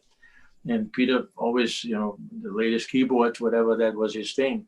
And Andre Lewis, Mondre from Frank's band, he, we exchanged phone numbers. We had a phone, and he gave the number to Frank. I remember my dream was to audition at the Magic Castle because I was like a totally obsessed sleight of hand artist. And I'm 75. I was good. I was really, you are good. I haven't done it in 40 years. Sorry. So, but nonetheless. So I auditioned at the Magic Castle, and I remember Di Vernon, 90-year-old dean of card magic, who my Viennese teacher at 72, old man I met in a coffee house, told me about, gave me a book about. There was 5 people sitting close up, routine. And he called me over and said, well, I like your work if you need to work. And the next day is when the phone rang, and I go, hi, this is Frank Zappa. Can I talk to Peter Wolf? So that number is Mondre gave it to Frank. So we went right after the phone call, went out to Frank's house, and Gail and Frank. And I'd say, probably 6-7 shows. I saw Mother's Invention in Vienna. But before I then saw Frank in person up and close. And to this day, forever, there's Frank is, forget it. This is the unbelievable personality. And I mean, you know, dying at 52 with 80 released albums. I mean, give me a break. Okay, there's Mike Keneally might, if he tried hard, it starts now, maybe. You know, but when you went on the road with Frank the first time, were you handling keyboards primarily? Yeah, it was Peter. Well, we went up to the Peter audition 2 days, got the gig, and then I remember he told us about in a Nashville club, Adrian Ballou. He brought him in, and then Tommy Mars came. So yeah, the two guys. Yeah, that's what I was doing first, and then was also doing cameraman. You know, for 100+ shows. And Joe told me in that new Zappa movie, which I thought was fantastic. Have you seen it yet? Yeah. Yeah. Anyway, there's some even of my footage in there. Joe told me so. Yeah. So that's when that was. That's how we got to Frank. You know. So and then when you went on the road in 81, 82, 84, were you ever guitar teching? Not really helping out, but not per se guitar teching. It was like the keyboards always, and then the camera, you know, the handheld camera that I was running. Yeah, so I mean, a lot of iconic live footage from those early '80 tours is Thomas' work. Yeah, that wasn't. But you know, obviously, you had. What do you got? What a world! What a life! Anyway, I mean, I remember the footage of you playing the mini Les Paul and yes, in the movie. Yeah, well, Frank gave me that guitar actually, and he's on the cover. I found a magazine cover. Just hold on 1 second. Must show. Guitar player? Was it a guitar player? Right here he is, Frank with his the mini Strat right here. Oh, the mini Strat. Mini Strat, okay. The mini it was called. Yeah, and he had a Les Paul one too. I remember it was yeah. Oh yeah. Years. So I mean, when I think about the fact that considering all the stuff you did with Frank, why were you not on the '88 tour? Because I feel like I was denied the opportunity to tour with all three of you guys at once, which would have been because you know the '86. Warren. Okay, what was it? Well, Dale Bozier decided to also have a band. She's in Cruise Slot. She was singing with Frank Zappa, so she called Tommy Mars and Warren, and they, as for friendship, went to the house where she lived. Terry, I think, was already with UK with a British band, and so you know, trying to put something together, and that's that's what happened. And Terry heard it, thought it was good, and Warren's parents, Kukuru's parents, stepped in big time to help, and Frank Zappa himself. Yeah, he let him record. You know, so they recorded at his house, right? Yes. Yep. Yeah. I remember. And so that's how Gail fired me. I remember, and the next day when I got there, Frank was like stone, you know, sitting there, you know, and Mike Pinsky told me that what happened? What's wrong? I said, well, Gail fired Thomas. The next day I was hired back, but then I left again. I came in and out many times thereafter, I think, but you know, it is just, you know. One of those things. No, I mean, you know, Gail, she was a handful. She knew it and she lived it, you know. So it was all good. I mean, Frank is, I can't say it more often, is the whatever I want. I mean, if you think about just the last 3 days, okay, how about I'm the Slime on the video, 1973, excuse me, these words, who could do that? And Frank did it 100 years ago, totally describing what the television, the screen is, you know, today with the technology, of course, it's, well, there you have it, you know. Yep, there you have it. I could just imagine sitting behind you. Yeah, well, just imagine so that's when I switched to Missing Persons, you know, when we started Missing Persons, the band. And from day one till ground zero, I was there. And then, you know, with Warren, sent out some videos when the you know, I had a huge rehearsal hall we had in Van Nuys that I sort of had to take over, made a rehearsal hall out of it. And Then Warren sent out videos, and Duran Duran, they responded. You know, he had the spiky hair, the Yohji Yamamoto clothing, all that, and the playing, of course. You know, so they hired him, and that's how we started there. Got it. So you were like really just like working with Warren, whatever Warren's projects were. Yes. Yeah. Mm-hmm. Yeah. And then you started working with Steve and 99, thanks to you, by the way. Excuse me while I kiss the sky, okay? I'm sorry. but you told you brought it up to Steve that, you know, he needed a tech, I guess, at that very point, 99. Mm-hmm. And first world tour in 2000, and God, it's like 20 years now. Shit. Yep. What happened? I know. It's funny. All the years since 2000 just kind of seem to be one long year to me. Yeah, exactly. It's to go from one NAMM show to the other is, wait a minute, what? I know. It is a different paradigm, I guess, you know, whatever. Absolutely. Thomas, do you have any memories of the US Festival you could share with us? Yes, I do, because that was the first, like, really, like, you know, they got, Missing Persons got $250,000 for that show.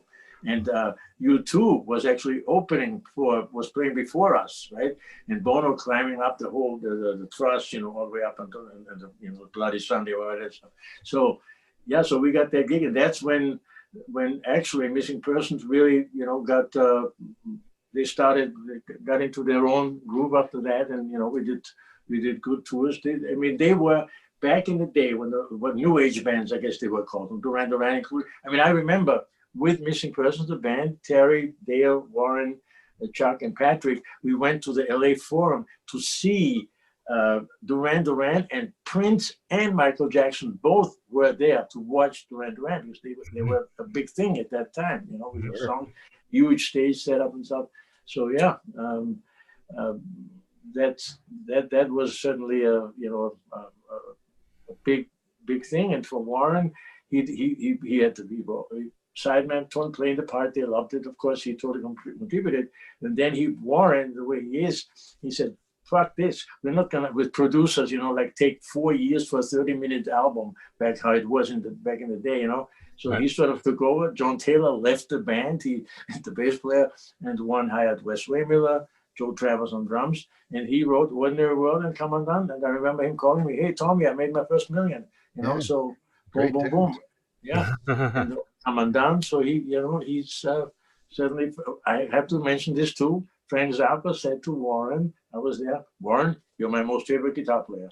And on Shut Up and Play a Guitar, you can, Kalyuda, Frank, Warren. The Stucco Homes and While You Were Out. Yeah, that stuff is just, that's so heavenly, that music, the communication between the three of them. Yes, that's what I'm saying. And by the way, when Vinnie Kalyuda, yesterday, a friend of mine sent me actually Vinnie talking about the audition. Wow, I was there, Culver City.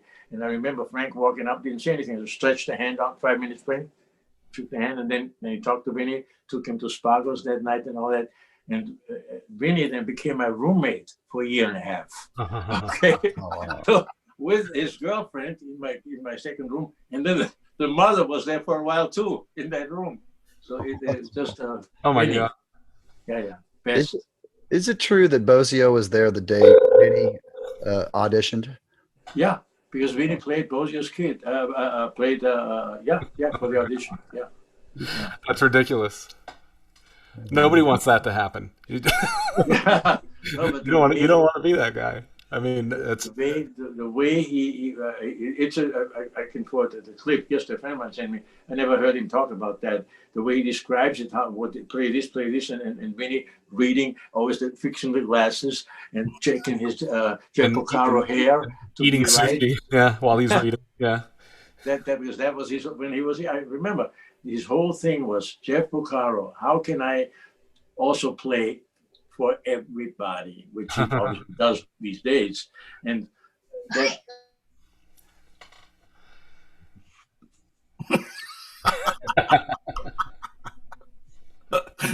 We'll wait. Go ahead. All right.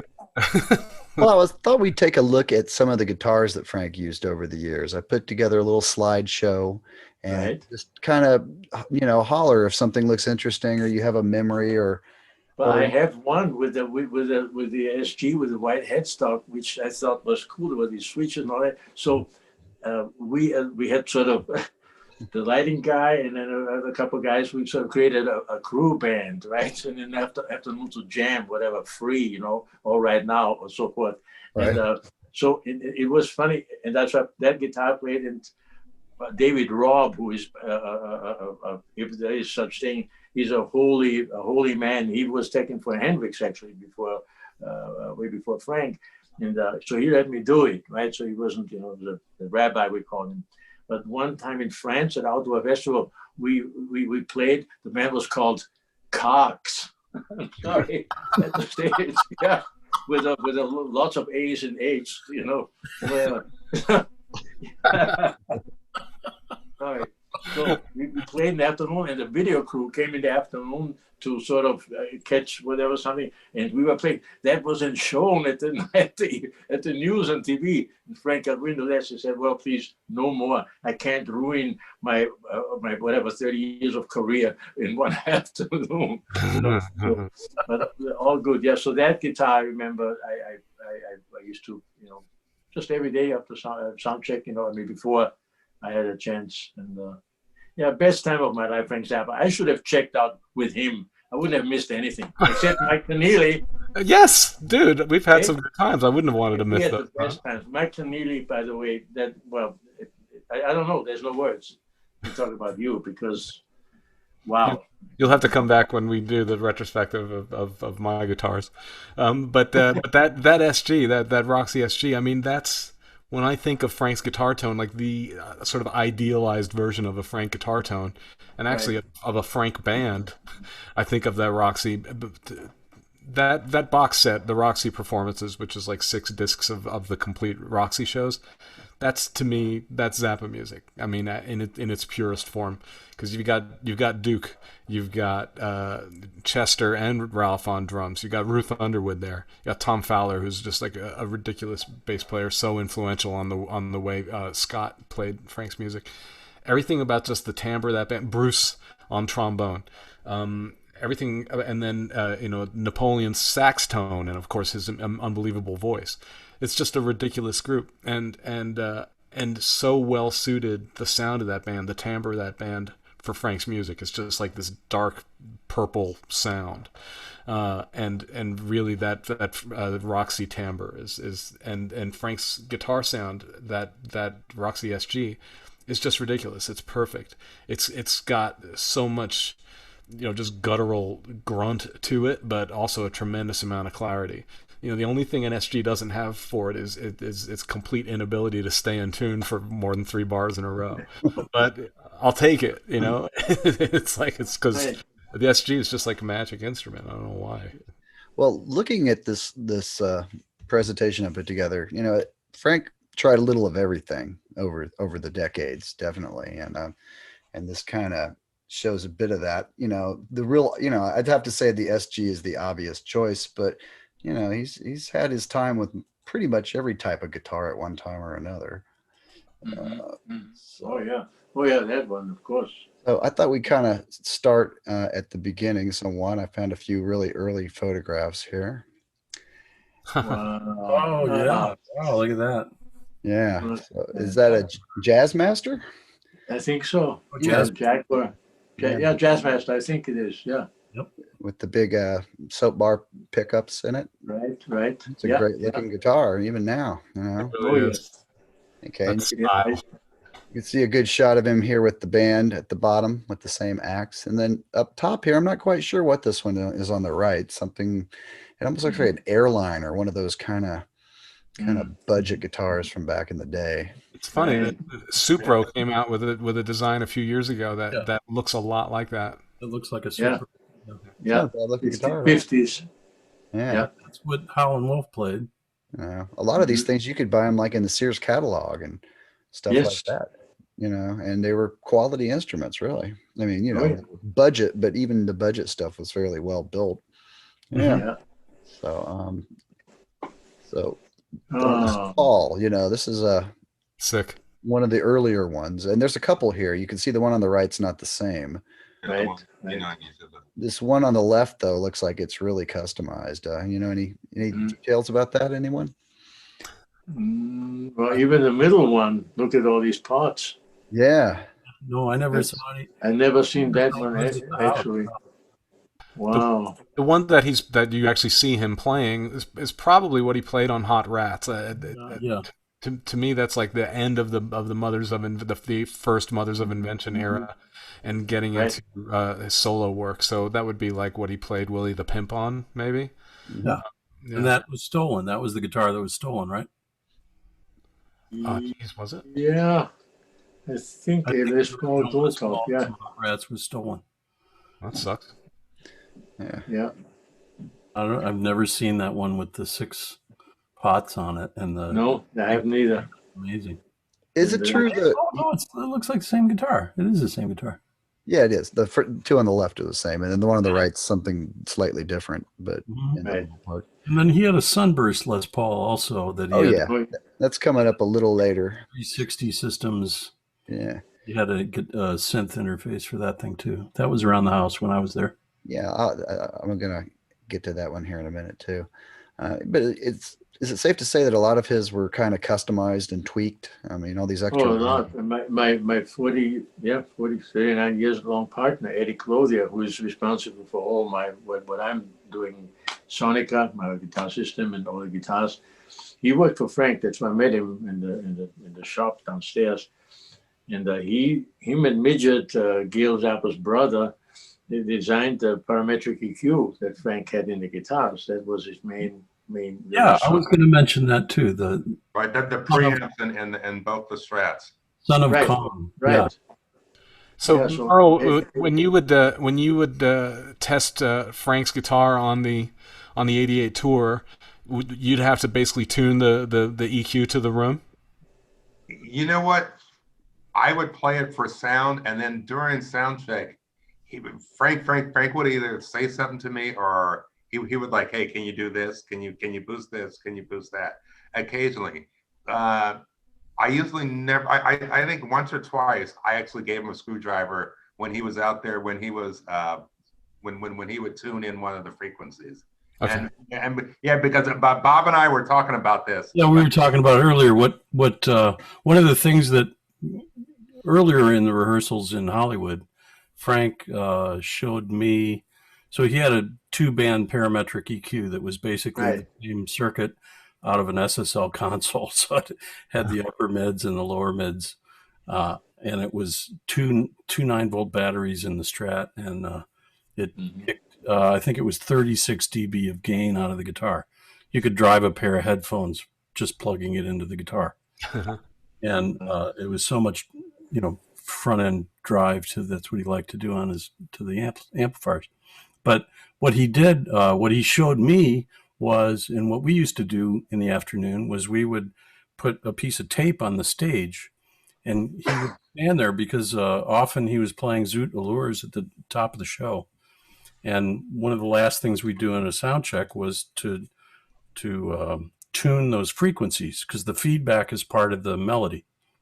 Right. So he showed me, if you stand here, this first fundamental, the fundamental will come out of the feedback. And if you stand right here, a couple of feet back, another harmonic would appear. And if you stood at this spot, another harmonic would appear.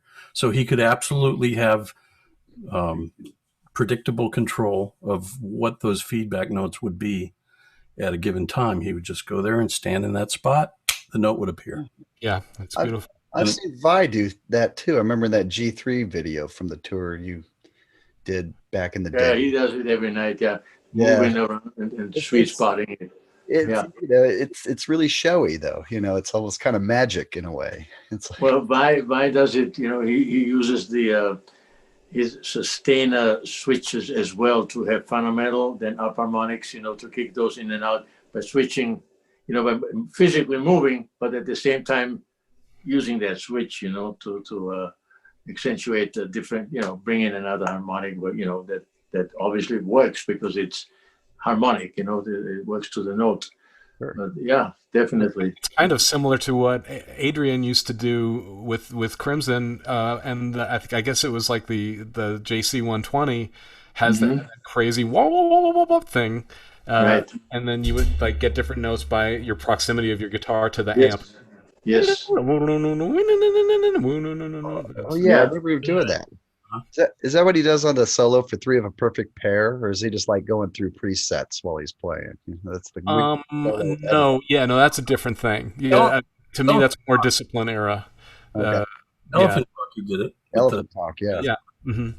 And or in Thalo Hunjinjit, if you look at live versions of Thalo Hunjinjit, he's definitely doing this business. But I would say the Three of a Perfect Pair solo's got something else going on. That's crazier. Going through a harmonizer and flipping presets or something sounds like to me. It sound like that. You're right. Okay. Well, let's see what else we got here.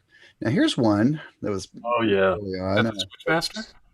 The Switchmaster, yeah, that was there at the house. Yeah. I love that instrument. Yeah, it is amazing. What records do you think he used this on? That was like Mother Dimension stuff. Probably Uncle Meat is with that, and maybe Absolutely Free, like Invocation of the Young Pumpkin. Early stuff, yeah. That's what he said. Super early. Yeah, it's a beautiful guitar. It is. And then he flirted with 3 for 35 occasionally. That almost looks like it might be a 355, like B.B. King. Right. Yeah. I really that's the guitar of that era, the Flo and Eddie era, and I really like the way that guitar sounds with Ainsley's drumming in particular. It just seems to that seems to form a unit of sound that really works for that era. Indeed, yes. Kind of the Fillmore 71 era for that 335 or 355, whatever it is. And that would be that's Lucille. I mean, with the stereo. Yeah. Okay, very cool. Any idea what this one on the right is? It's kind of that looks like the Hagstrom. That looks Hagstrom? Hagstrom, yeah, maybe. Okay. Can you pull up the headstock, Sean? Well, yeah. You know what that could be? There was an Ampeg Black Widow. Oh, I think that's what it is. That's like an acoustic tone thing. That's like acoustic. Would that be the stuff that the thing that he played with on Stucco Homes with Vinny and Warren? It could. I wouldn't know. He had an acoustic endorsement. He had a bunch of acoustic amps around. That's right. Yeah, of course. In the same era when those amps came out. That to me does look like the Black Widow. I think you're right. How much 12-string crops up in his music? I would think not much. Can you think of a few songs that feature it? Any Way the Wind Blows has that, which is a 12-string thing, but that could easily be a studio guy from the Wrecking Crew because they were all over Freak Out. To me, the most notable use of 12-string is the absolutely insane retuned 12-string that he's got going on The Ocean is the Ultimate Solution, where every pair of strings is like tuned to a fourth or a fifth. Yeah, that's amazing. I love that song. I almost want to say that's one of the Fender 12 strings on that, though. I could be mistaken. I think I read that someplace. He definitely had a Fender 12. Yes, he did. And he put Barkus Berry pickups in it, of course. Thomas, were you around when Patrick O'Hearn showed up for The Ocean is the Ultimate Solution? No, I don't think so. No. Okay. All right. No. This is a rare shot. Never really saw acoustics around. Now, there's a bit of acoustic that pops up quite a bit. Some of the other stuff, and then later saw them around the house. Yeah, can you think of a few tunes that featured some? Sleep Dirt is pretty much the classic one. Yeah. Which is the one where is the. There were some early ones where he was playing.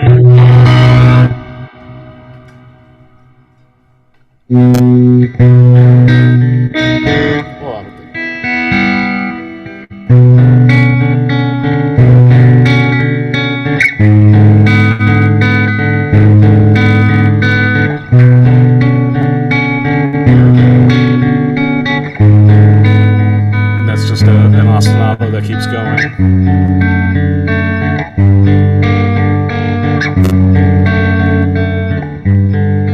And then Frank starts soloing over it.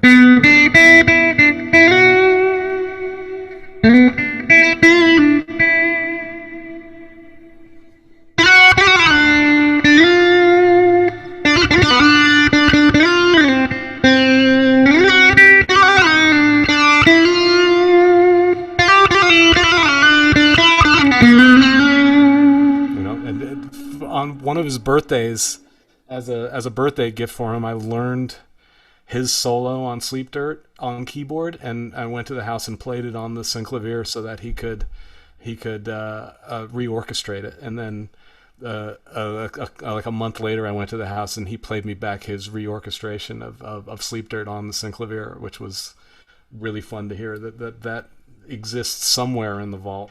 Something to do with that. Yeah. You guys, didn't you play it?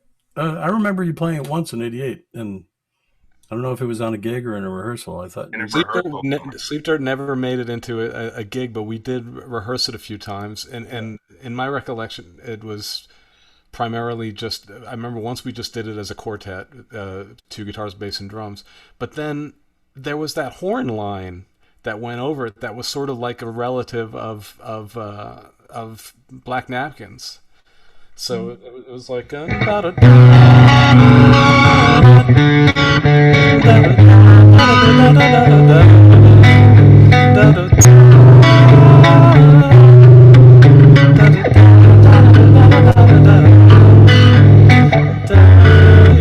then it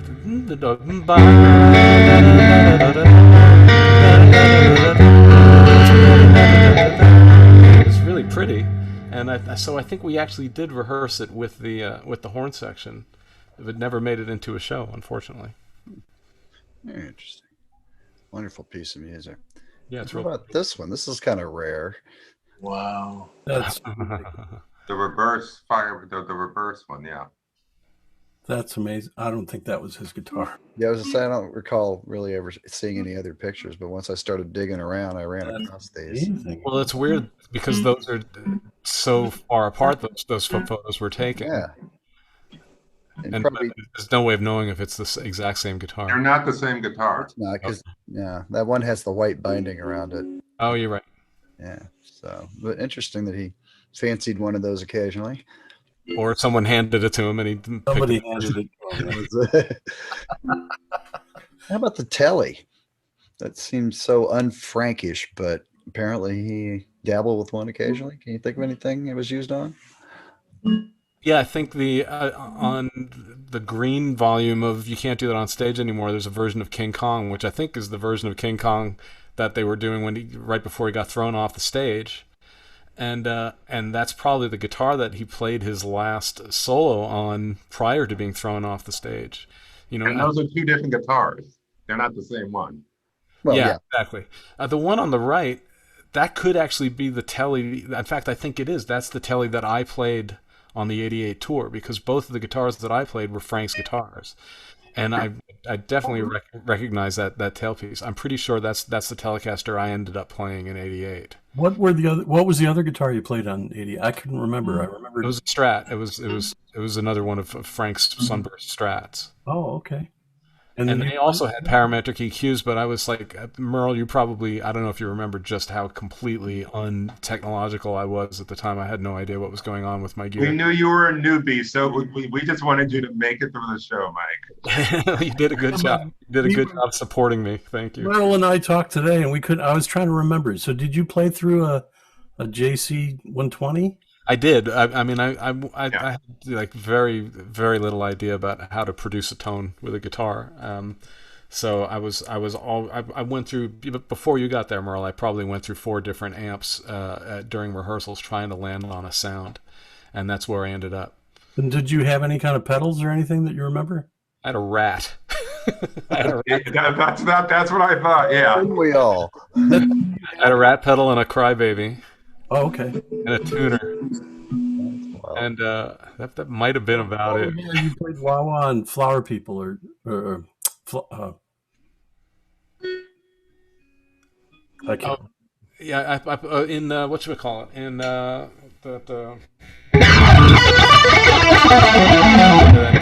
we're turning again. I have to play Wah Wah. Turning again. And then also in I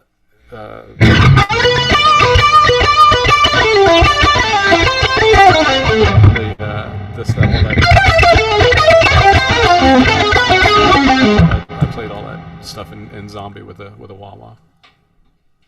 Sweet. You didn't have very low tech, but it worked. It made a sound. So here is the guitar, I'd say. Yes. Yeah. It's so beautiful. I mean, that photo of that guitar on the back cover of Roxy is like the iconic Zappa guitar photograph, I think. And when did he start using the SG? What do you think's the first record with it? I wonder. I mean, I think that the stuff on Waka Jawaka sounds like the SG, and Grand Wazoo. But then there's that photo on the front cover of Joe's Damage, which is him in rehearsal with that band, and he's playing the Les Paul in the wheelchair because he was still recuperating from being thrown from the stage. But certainly by the time of Overnight Sensation, that's all SG, all Eye on the Slime and Montana. That's the sound. And Mike Douglas show, he was still playing it, right? So that was as late as the Zoodalours era, yeah. I think that's a different one. I think that is this, Yeah, or is this? See that versus that one. But then he was. well, the second one, I did have it on the road, but he didn't want to play it. Oh, really? Yeah, I think no, because I had the Les Paul out there, the one with the rotary switch, I think the custom, Right. like that was on the road, and I remember I had an SG, and he would want it every once in a while in the dressing room, but he never wanted to play it. Was it like in the rack on stage, or did it just? No. He because I was telling Bob sometimes he would ask me to put different guitars in the dressing room. Right. And this was it was kind of weird for me too because I was young. So and it was it was during that point when he would just sit in the dressing room by himself. Yeah. Am I right? Am I right that maybe this is like Roxy era, and this is more like Baby Snakes? Yeah, because he was certainly using the SG still in '77 and probably up until '79. The bands like Shut Up and Play Your Guitar and Tinseltown and that stuff. He was still using the SG. Oh, and that's the one with the star inlays, right? That it's not a guitar, Right. That was a custom build. Right. I think that was maybe later. Yeah. Do you think it was modded in any special way? I see some extra switches. And Yeah, stuff. he always had phase reverse, and he always had split coils. That's mostly what he had, and sometimes later guitars. Who should have been on this thing is Midget, because he used to love to have one of his great loves of effects was the Dan Armstrong Green Ringer. Which was right, yeah. a ring modulator, and then there was also an octave fuzz component about it. And he used to have. I know that Midget built that into a couple of his guitars. Yeah, and Eddie Claudia have a switch, right, Thomas? Yeah. And Midget and Eddie, they all that stuff. They did together, actually. Yeah. Eddie just put that in the guitar, the Jazzmaster, which we saw one before. Of a client, guitar player that is really a super. His name is Zach Tabori, really Zappa expert. He played backwards, So anyway, so he had that put in something, that he recreated there. Frank's that sound that these switches had on that with the white headstock, that guitar, parametric EQ, and as you said, coil splitting, the whole as many options as possible. Yeah. How much do you use that bar, the whammy? You hear that much on there? Not much. Yeah, No. I don't think so.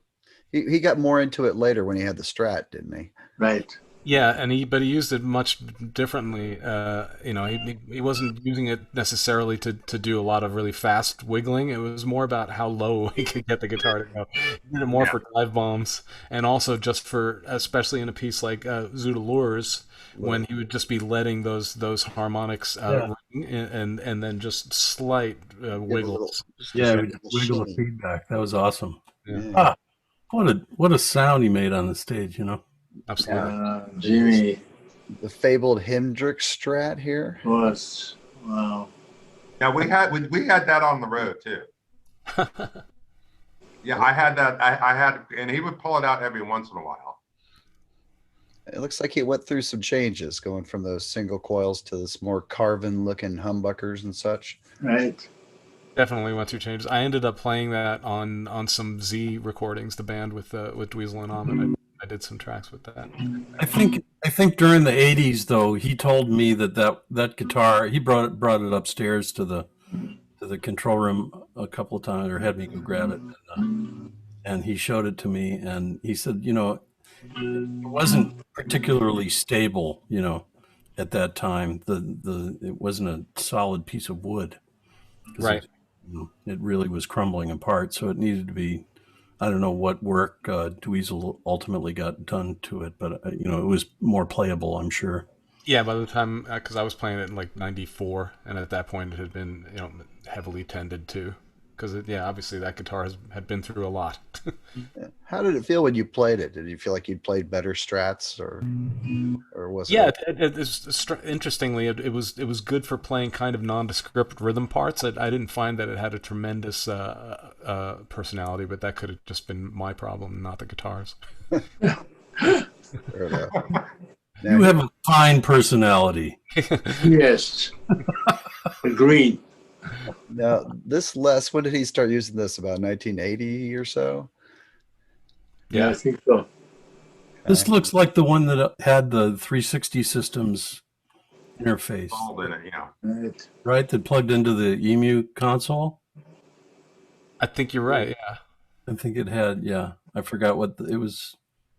Pitch drive. It was a pitch to CV interface, and it was a pickup that looked very much like the hexaphonic pickup that Roland ultimately put out. He really plays differently on each guitar, and I remember during '88, Scott coming up to me, kind of incensed after a sound check.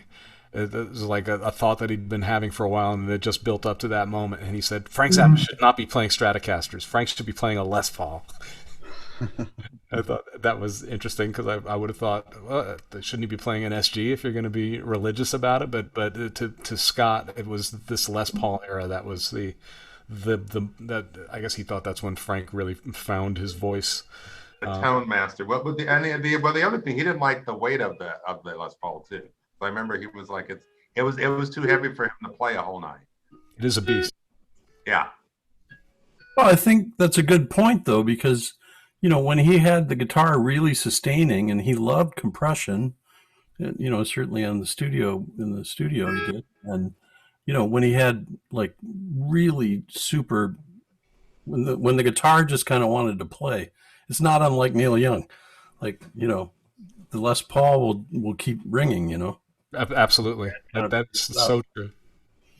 But still, that's another thing me and Merle were talking about. He had a very early Nady wireless system, and I remember him explaining to me how the compression that was built into the transmitter, he made that part of his sound, Oh. So the gain and I think he said, Merle said Midget had put some capacitors in there to pad down the input to the transmitter, so the when he had all that gain from those two-band EQs and the boost out of the Stratocaster, that it wouldn't overtake the transmitter. So, but he said there was a bit of onboard compression on those transmitters, and he figured that into the sound always. So if you handed him a cable, if something happened with the transmitter and you had to go to a hard wire, the tone would change. Right. How did his amps evolve and change over the years?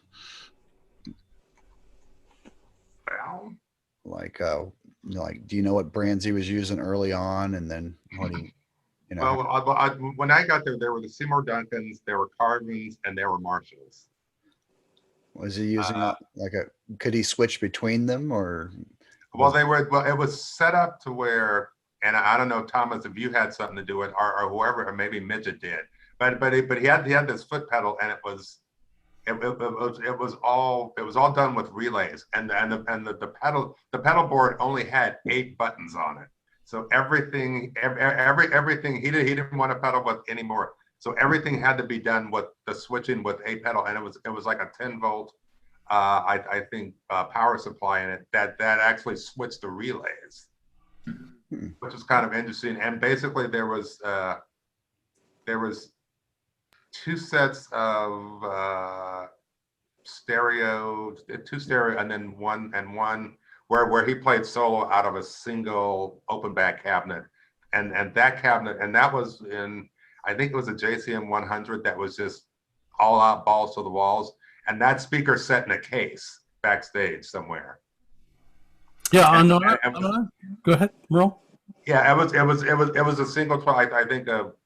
I think JBL 120. It was a single open back cabinet that was put in a case with a microphone, and that one was one. A lot of the ones, like I think some of the solo stuff was done on that, and then so he could switch out between what amps, and I think for the heavier tunes was the ones, because there were wedges underneath Ed section and the horn section. Yeah, so under the stage risers for the upstage musicians, so you had the drum riser in the center, stage right, you would have Ed Mann and all his rig, which was quite large, and then on stage left was the horn section, 5 horn players, and underneath those riser sections, when we loaded in, they were frames, and before you put the actual wood staging on those frames, we would lay these cabinets, and the cabinets, mostly we were playing theaters, and it was always a wood stage. And so Frank knew all these theaters, and you would prop up the cabinets. So there was a couple there. I know that there was on the outside, maybe there were 2 4x12s for the Marshalls, and those were propped up. And then we had a microphone that was right there. So what would happen when on the recording, all of this was for the purpose of the recording. So would he record every night? Every night, every night, every rehearsal, every sound check, every rehearsal, every gig, and everything had to be consistent from night to night, because he would get back. And of course, like on these records that I was around for, where the You Can't Do That on Stage Anymore series. That's when I really learned how to edit digital audio. Mm-hmm. And the point of all the consistency was he was able to intercut any night from any night, any section of any song. All the levels were the same. So he would intercut multi-tracks. He would actually intercut multi-tracks, which is a whole nother night talking about the genius of Bob Stone making all that work and make a record out of it. So, but the cabinets under the stage were propped up, and then there was a microphone, and the microphone would catch a little slap off of the stage, off of these old oak wooden stages. And that was the sound he wanted. So all of this, man, I've never met a musician, maybe Roger Waters since then, that had a molecular understanding of everything that was going on a gig. He knew every piece of technical thing that was going on, and maybe he didn't engage in all of it, but he knew all of it, everything that was going on in the room, everything that was going on the recording. And so that switching system would switch between, there would be one sound that was built from the 2 4x12s. And there would be one sound that would be his MXR delay loops. And those maybe we couldn't figure out if those were acoustic. They were kind of like Mesa Boogie knockoff. Acoustic 136, that they were little single 12 acoustics that actually set, which was the only thing that you could see, because they would sit on the drum riser. And that was because most of the times he would do the looping by himself. Right. Yeah, sometimes he would program the loops at sound check and then trigger them during the show. Yeah. and we would improvise around the loops. So he would solo over these loops that he had created in the afternoon.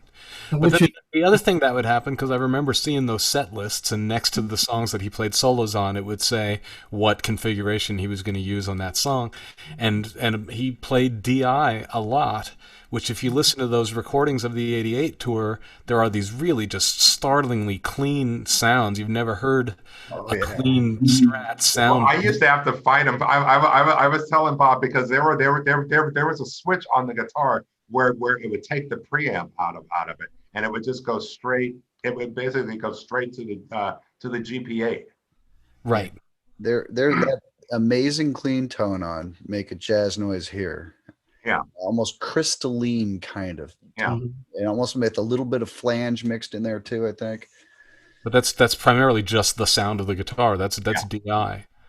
Well, the guitar, that was the GP8 setting. So the GP8 would, the guitar, like as he said, there's a kill switch to bypass the EQ on that guitar, on that blonde guitar, and then it would go into the GP8. And I did some of the programming on that GP8 in the rehearsal.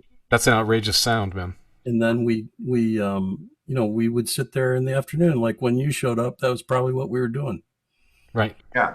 He and I would sit there in the afternoon on a Saturday or something and just program shit.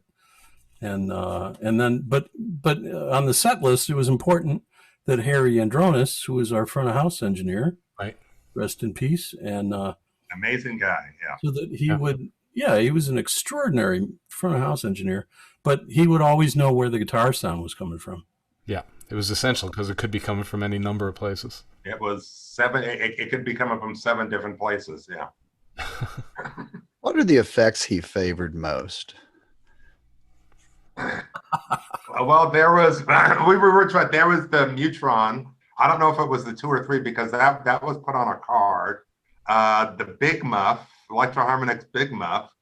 He used the Rat, a Rat distortion.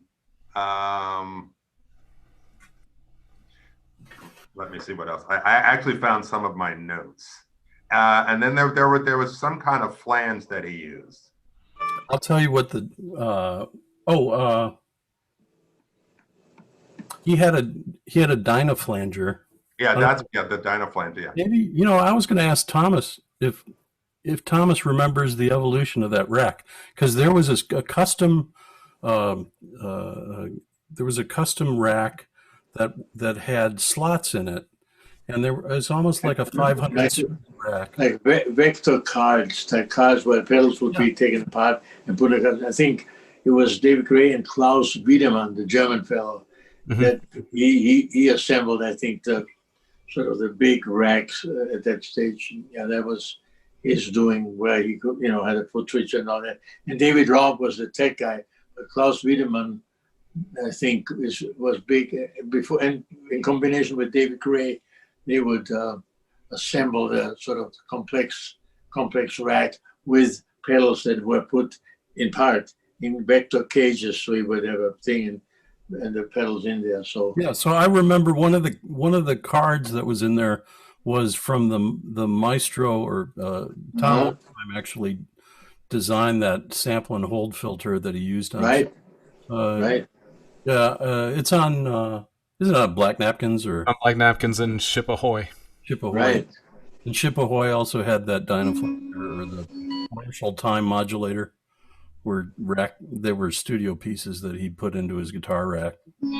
I think they were gone by '88. Yeah, they were. How do you think his soloing style evolved over the years? Well, so much of it was driven by who he was playing with. I was just getting ready to say that. It was the band. Yeah. I think he really fed off of his drummers so much. So if you listen to the way he played with Jimmy Carl Black compared to the way he played with Art Tripp, to the way he played with Ainsley, to the way he played with Chester, and he was just constantly processing information from all directions, and then coming out with the appropriate gesture in the moment. So I think his soloing style, even though it was always, most of it was kind of built around similar harmonic strategies and modes that he favored. And then, when you think about the way he played with Kali Yuta, that was just pure telepathy. And I think in some ways maybe that was, as a soloist, Frank at his freest, at his most Coltranean. Where Mike, there was a section of the tour where Scott and Chad weren't getting along. And during the solos, and it was so disjointed, but Frank's solos were like the greatest during that period. I thought it was just like. That's very interesting. I would love to like try to get back into that. I do remember him showing up.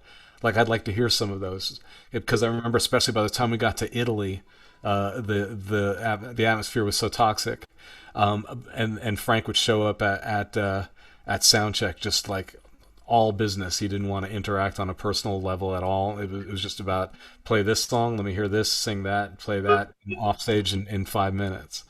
And I remember, I just remember there were a couple shows where the shit was bad, but Frank wouldn't turn around at all. He would just stand out front and just and Chad and Scott were like going through this whole thing, but musically it was like the whole energy behind that was just like. Yeah, so after that tour, I went back and for another year, I sat and listened to all those tapes with him and Bob when they were building all those Make a Jazz Noise Here. And I definitely remembered noticing, the angst between the bass and the drums and Frank blowing over the top of it. And it was, the energy, it was like a Coltrane thing, definitely. I mean, he at least was able to channel. I know he was very angry about the situation, that that he would be spending all this money only to have all this turmoil, but that he was able to channel that into something powerful musically. Yeah, but it also, I mean, it's just my personal experience. Finally recognizing that he let it go on and there was a particular sound about it, but it was something he could put on a record. Right. I just remember going, wow, that's pretty, because it was intense, because I used to go back and talk to Frank, because he would ask me things. It's like sometimes he'd ask me music. He was like, well, what did you think of that? And I was like, that was fucking great. And it was like, he was like, but the shit's falling apart. I said, no, but that shit was great. I remember sitting there telling him stuff like that. And he would just, because it would be, we'd be in some big arena and it would just be him sitting in this huge cadaverous dressing room by himself. And I would basically just go in there and try and drop the guitar off. But he would like, no, sit down, let's talk. And I was like, oh, And it was intense. He's like, what do you think? And I was like, and I would try and talk musically, and I'd like, and the one thing, he would never let me do a set list, because I was like, let me do a set list with all my favorite songs. And he was like, no. Did he always make the set list? Yeah. Every day a different set list, yeah. Did anybody ever have any influence, or what drove it? I guess. Well, we would do a sound check, and there would be certain songs that he might want to run during sound check. This is earlier in the sound check earlier in the touring when he was still wanting to experiment and add new things. And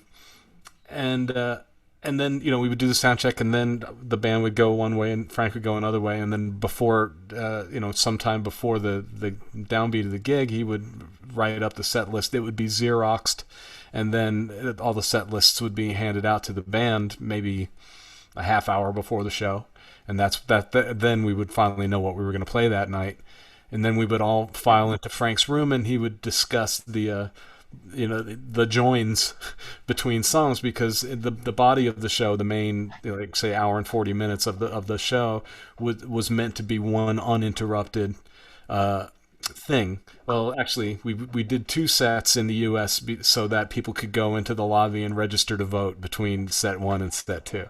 But then when we got to Europe, it was one unbroken show except for encores. But as long as we were on stage, he wanted it to be everything segued from one song to the next. And certain songs were already joined together as a module. There might be 2 or 3 songs that those segues would always be set in stone. But if there was ever anything that had 2 songs that had never been set next to each other before, we'd have to discuss how to get from one song to the next. And I always loved that because it was exciting once you get on stage to see, are we gonna execute this segue that's never been done before, or is it gonna fall to pieces? But there were also like blocks of units that would work. Andy and Inca were always together. Yeah, Pogan, Andy, Inca were always together. There was Willie the Pimp into Montana. There are certain modules that were always joined at the hip. Mm-hmm. I remember one time in particular, because Inca had never ended a set, that it would always go into something else, and we always ended Inca, rather than saying on Ruth, we would say on Bruce, because Bruce was in the band and it sounded like Ruth. So it would go on Bruce, dun dun dun dun, that's Bruce, and then it would just, whatever the next downbeat was would be the beginning of the next song. And I remember looking at the set list one night, and the set was ending with Inca, and we hadn't discussed that. And I'm just thinking in my head during Paul's sax solo, wait a second, is this show just going to end with that's Bruce and that's the end of the show? That seems a little anticlimactic and weird. So during the sax solo, and you never talk to Frank during a show, but this was important enough that I felt like I needed to make the point. I went to Frank and said, how about instead of the last "that's Bruce," and I'm yelling so he can hear it, we say "good night" at the very end of the song, so that it goes on Bruce, dun dun dun, good night, and that's it. And then he like imagined it, and for a moment, then he goes, "Go tell Robert and Ike." And so I had to, while the sax solo was still going, went to Robert and said, "Okay, we're gonna say good night at the end of Inca." And then I said to Ike, and he laughed uproariously. And then we got to the end of the song and yelled good night. And so, am I right that lineup had a bigger repertoire of his music than any other lineup? I know. From what I know, Bob, maybe you'd know. I think the '84 band also had a huge repertoire as well. But we had 120 songs about some, and that we had rehearsed anyway. But I'm pretty sure that the '84 bands. Were you on the '84 tour, Thomas? No, I was hired in January of '85. Okay. But I remember that actually in when I said 76, yeah, the touring season, that they had like 80 songs is what I heard when they were rehearsing in weeks, and they had no set list. Yeah, many nights, no set list at all. Really? Yeah. How does that work? You just call them as they come? Yeah. I remember that. Maybe not every night, but I do remember. I was thinking, wow, okay, fair enough. How can how the musicians do? And like you said, Mike, to make one fit into the other and segue it and so forth. I don't know, but well, I remember there was sometimes no set list at all. Wow. Wow. We never have a set list with Neil Young, ever. Mike, I've been obsessive about Neil Young all this year. That Archives website is just ridiculous, and that guitar sound is just insane. Today on the website they've got that thing from I guess '86 in a rusted out garage, a Crazy Horse live thing. Anyway, I don't mean to get off on a tangent. It reminds me of something. Have you seen Vaylor's new show that he does where he listens to an album that he's avoided most of his life? And no, I haven't seen it yet, but I know that he's doing it. It's really good. And he did Harvest from Neil Young recently. And what's great is Vaylor does his own kind of version of a song from the album he's about to talk about as the theme to that week's show.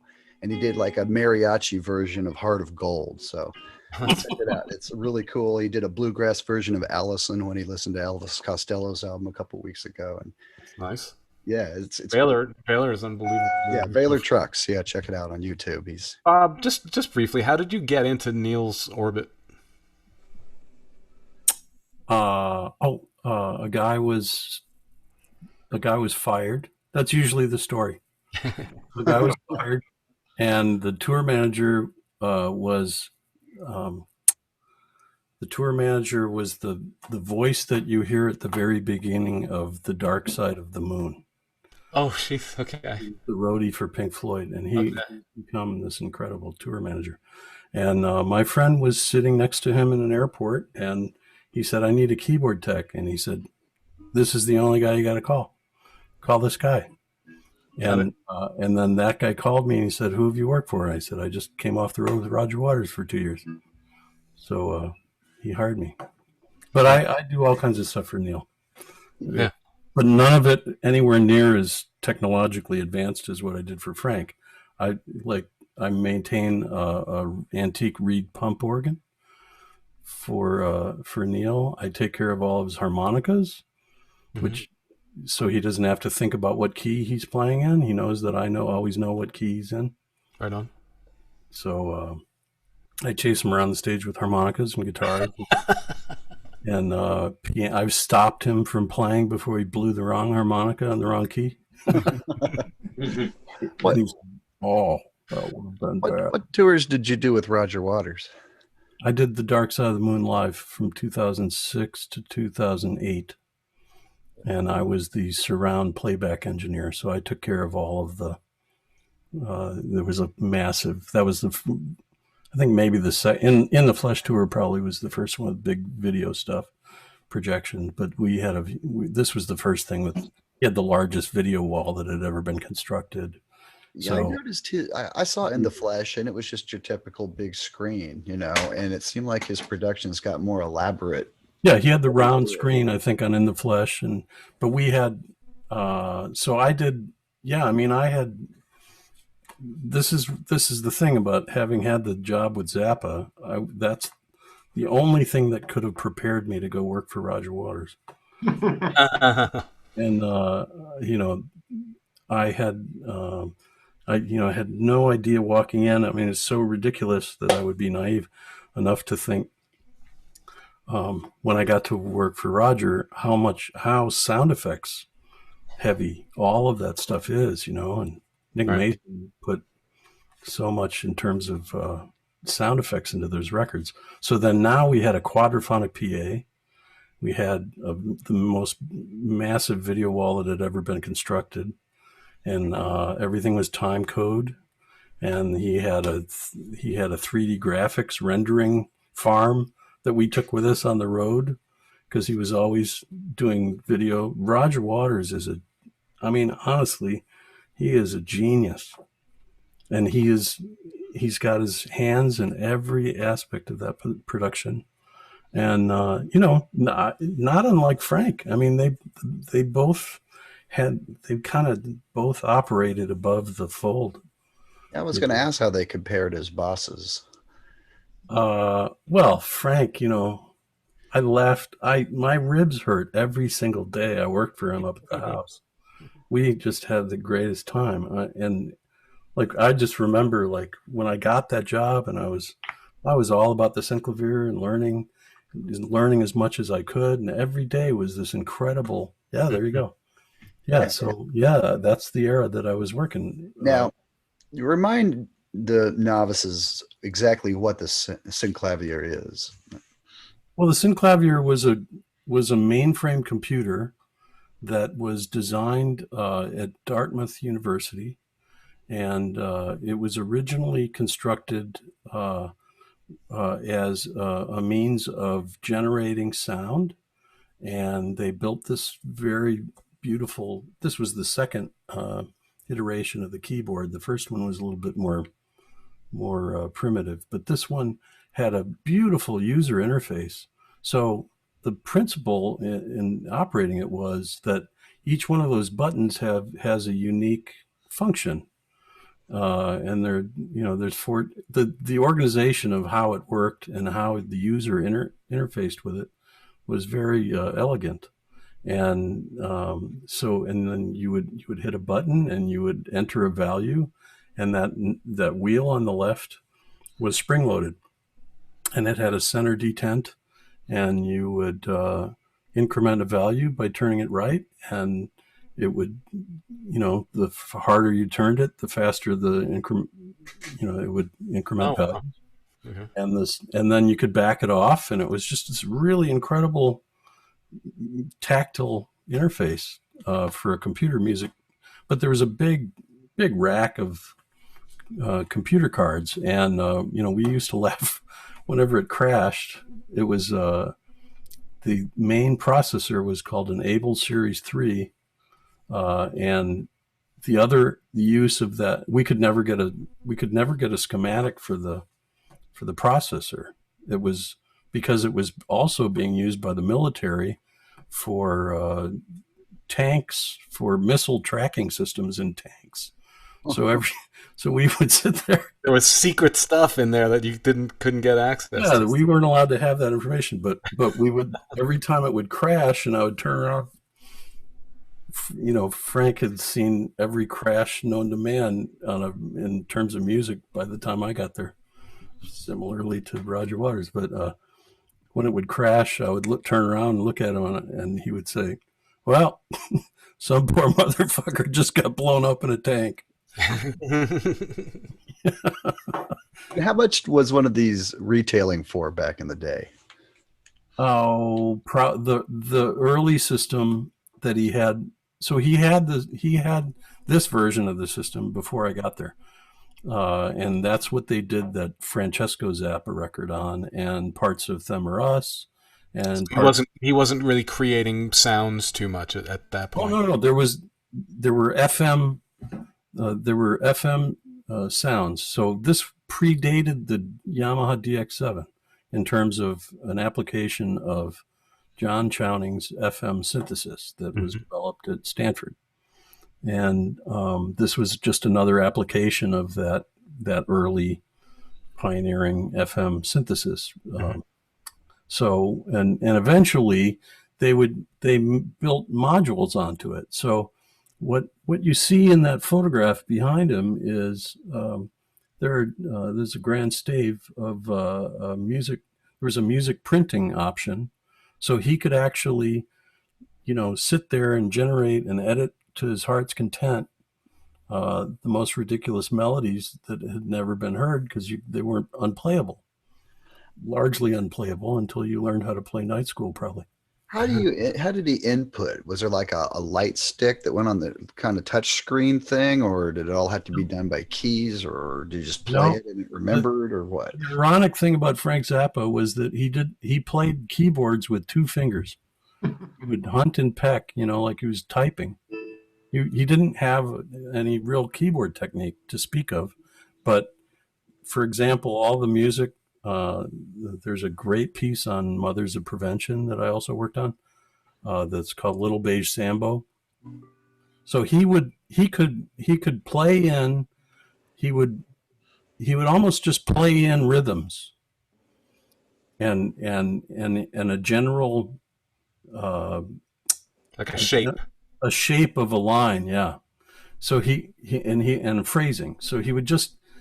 It was a very abstract way of writing music, but he would go. You could get it to print out on the screen what was referred to as a computer music note list, and so it's just a stream of numbers that are going, and there's an absolute time when an event happened. What was the event? The event was a C sharp in the third octave of the keyboard. And then there was a duration time. And that's pretty much, he would sit there and stare at those numbers all night long, and he would go in and edit all the pitches. So once he had the lines together, he would go in and sit and edit lines. And the thing about the Synclavier was you just hit the start button and it'll play whatever you just typed in. And there was many aspects to it. And there was another whole module of the Synclavier that was called Script, and it was a programming language. It was a musical programming language. So one of the things that I did there while I was up there that we still haven't heard is I typed in the score for Sinister Footwear. So he wrote an orchestral piece that was a ballet in 3 movements called Sinister Footwear. And one of the movements is based on the guitar solo that Steve Vai transcribed. It got loaded into the Synclavier, and he orchestrated the guitar solo. So one of the things that I did, I spent probably 2 months typing that entire orchestral score in to the Synclavier. And, he was beside himself to get to hear it because it was only performed once in Berkeley, California. Right. And it wasn't played very well, or he didn't think it was played as well as it could have been. But, his music required a lot of rehearsal, and sometimes. It really wasn't until the Yellow Shark actually that he had the time required with a group of an ensemble of musicians who wanted to play those kind of pieces and make it happen to his liking, and that's because that ensemble paid to make it happen. It's the Ensemble Moderne were they budgeted for it. Well, yeah. So that was the early era was just based upon FM synthesis. Yeah. And let me just interrupt for half a second. Go ahead. Did you say that this came loaded with sounds in it already, or was it things where you could sample any sound and put it in there and use it? There wasn't any sampling until I got there. So there was a gentleman named David Ocker, who's brilliant and a brilliant clarinetist, and he was there doing transcription and music prep for all the orchestral pieces. And then he was also working with Frank on the Synclavier. And he ultimately quit in '84, and that opened up the slot for me. So when I got there, they had a very basic, they had the keyboard that you see in the photograph, and that was called a pressure velocity keyboard, VPK. And that had the very earliest 16-bit analog to digital converter. And that was what allowed for sampling. That was one of the first. So when I walked in the door, that was when sampling was just starting to come around. But it was very high quality. How did this differ from, say, the Fairlight? This was a 16-bit machine. The FM components were 8-bit. The Fairlight was 12-bit. The Fairlight was a similar outcome in terms of the productivity, but it was a different user interface. And how it dealt with samples was different. But they were kind of neck and neck, and they were vying for the same composers to use their works. Peter Gabriel's Security album is as good of a demo of a Fairlight as you could have. But did the Fairlight have the same amount of flexibility from a composer standpoint with being able to do the modification of pitches and stuff like that? Yes, but it also it was more the way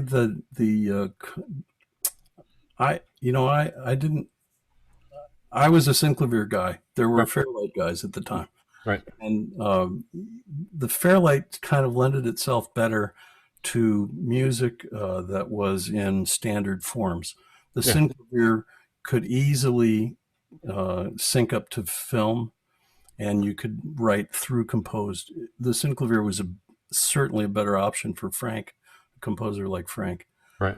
But ultimately, so that's me in that shot. That's me sitting next to him. Yep. That's awesome. And that was right before, like, that next week was when we got a poly sampling. So we had 32 voices of sampling, but they only had invented a mono A to D converter. So I figured out a way to make stereo samples for him, which is the second, maybe 13th fantastic thing I did for him. Well, Yeah. that was really like the opening the door to heaven, because the samples on those the later Synclavier recordings are just chilling. They're unbelievable. Here's another thing. When I was when I was with Michael Jackson, I was Chris Correll's tech, because I was the only one that knew what a syntax was, and he triggered the Synclav off of syntax. Oh, okay. Well, I did some programming on all that, and that's how I met you, Merle, I think. Wasn't it? Yeah. That's where I met you, at the So cool. Bad tour. So anyway, I figured out how to make stereo samples, because prior to upgrading the Synclavier, Frank had upgraded his studio to Sony 3324 multi-track digital machines. The day I walked in, his studio was pretty much all digital. He had an analog console, like Harrison desk, and he had transferred all of the analog multi-tracks he was going to do. And so by doing sampling sessions, a lot of the sound, like I made every sound that's on Jazz from Hell. Those were all custom. That's a custom library that I did for him. And that's what my job was there. I did sound design all day long. And I would bring in instruments. I brought in, Gibson L4s, and I brought a mandolin that I owned, and I played as many instruments as I could possibly find. I have a wine glass in the other room that was the wine glasses on, certainly on Jazz from Hell. There's some things that involve wine glasses, and one of them broke in my hand while I was sampling it. And I remember trying to not make a sound so that I could still sample the crashing of the glass.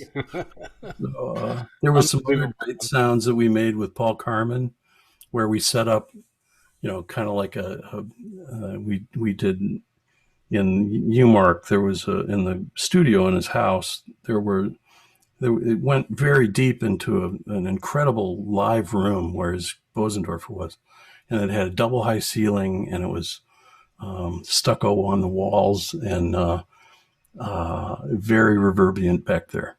And we would start a sound. We would set up like 8 microphones, and we had Paul Carmen come in.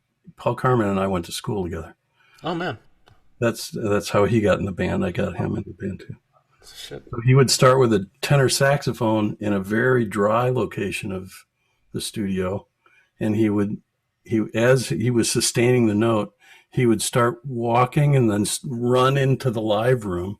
And once he got into the live room, he spun around in a circle. And we would have all of that up on 8 or 10 faders, and we would make this event, and then that became a stereo sample. So incredible stuff, man. Really incredible. Yeah, absolutely. I wondered how you did that. I think that's the sound. That's the last sound you hear on Porn Wars on the. Okay, that's Paul Carmen spinning in a circle. Well, because we were into this approach. This is one of the great things about working with Frank was, so, every day he was like, he was a great record producer. He was a great producer of events. He was a great producer of social networking. Mm-hmm. Like Scott and Chad maybe not getting along so well, and him leaving that alone so it made a sound in a rhythm section. That's a production technique. Yeah, it's a composition technique too. It's all, he always said, that's what I am. I'm a composer. You give me 2 things and I'll figure out a way to make them relate to one another and produce some kind of result. And so that applied to not just notes within a song, but also songs within a show and albums within a career, and the entire overarching story that he told with his whole body of work. Yeah, awesome. Yep. Well, it's getting a little late here, but I wanted to go around the room and maybe have each one of you share a Frank story, just a personal one that might pop in your head. But Merle, first, I wanted to see if you could share a Michael Jackson story with us.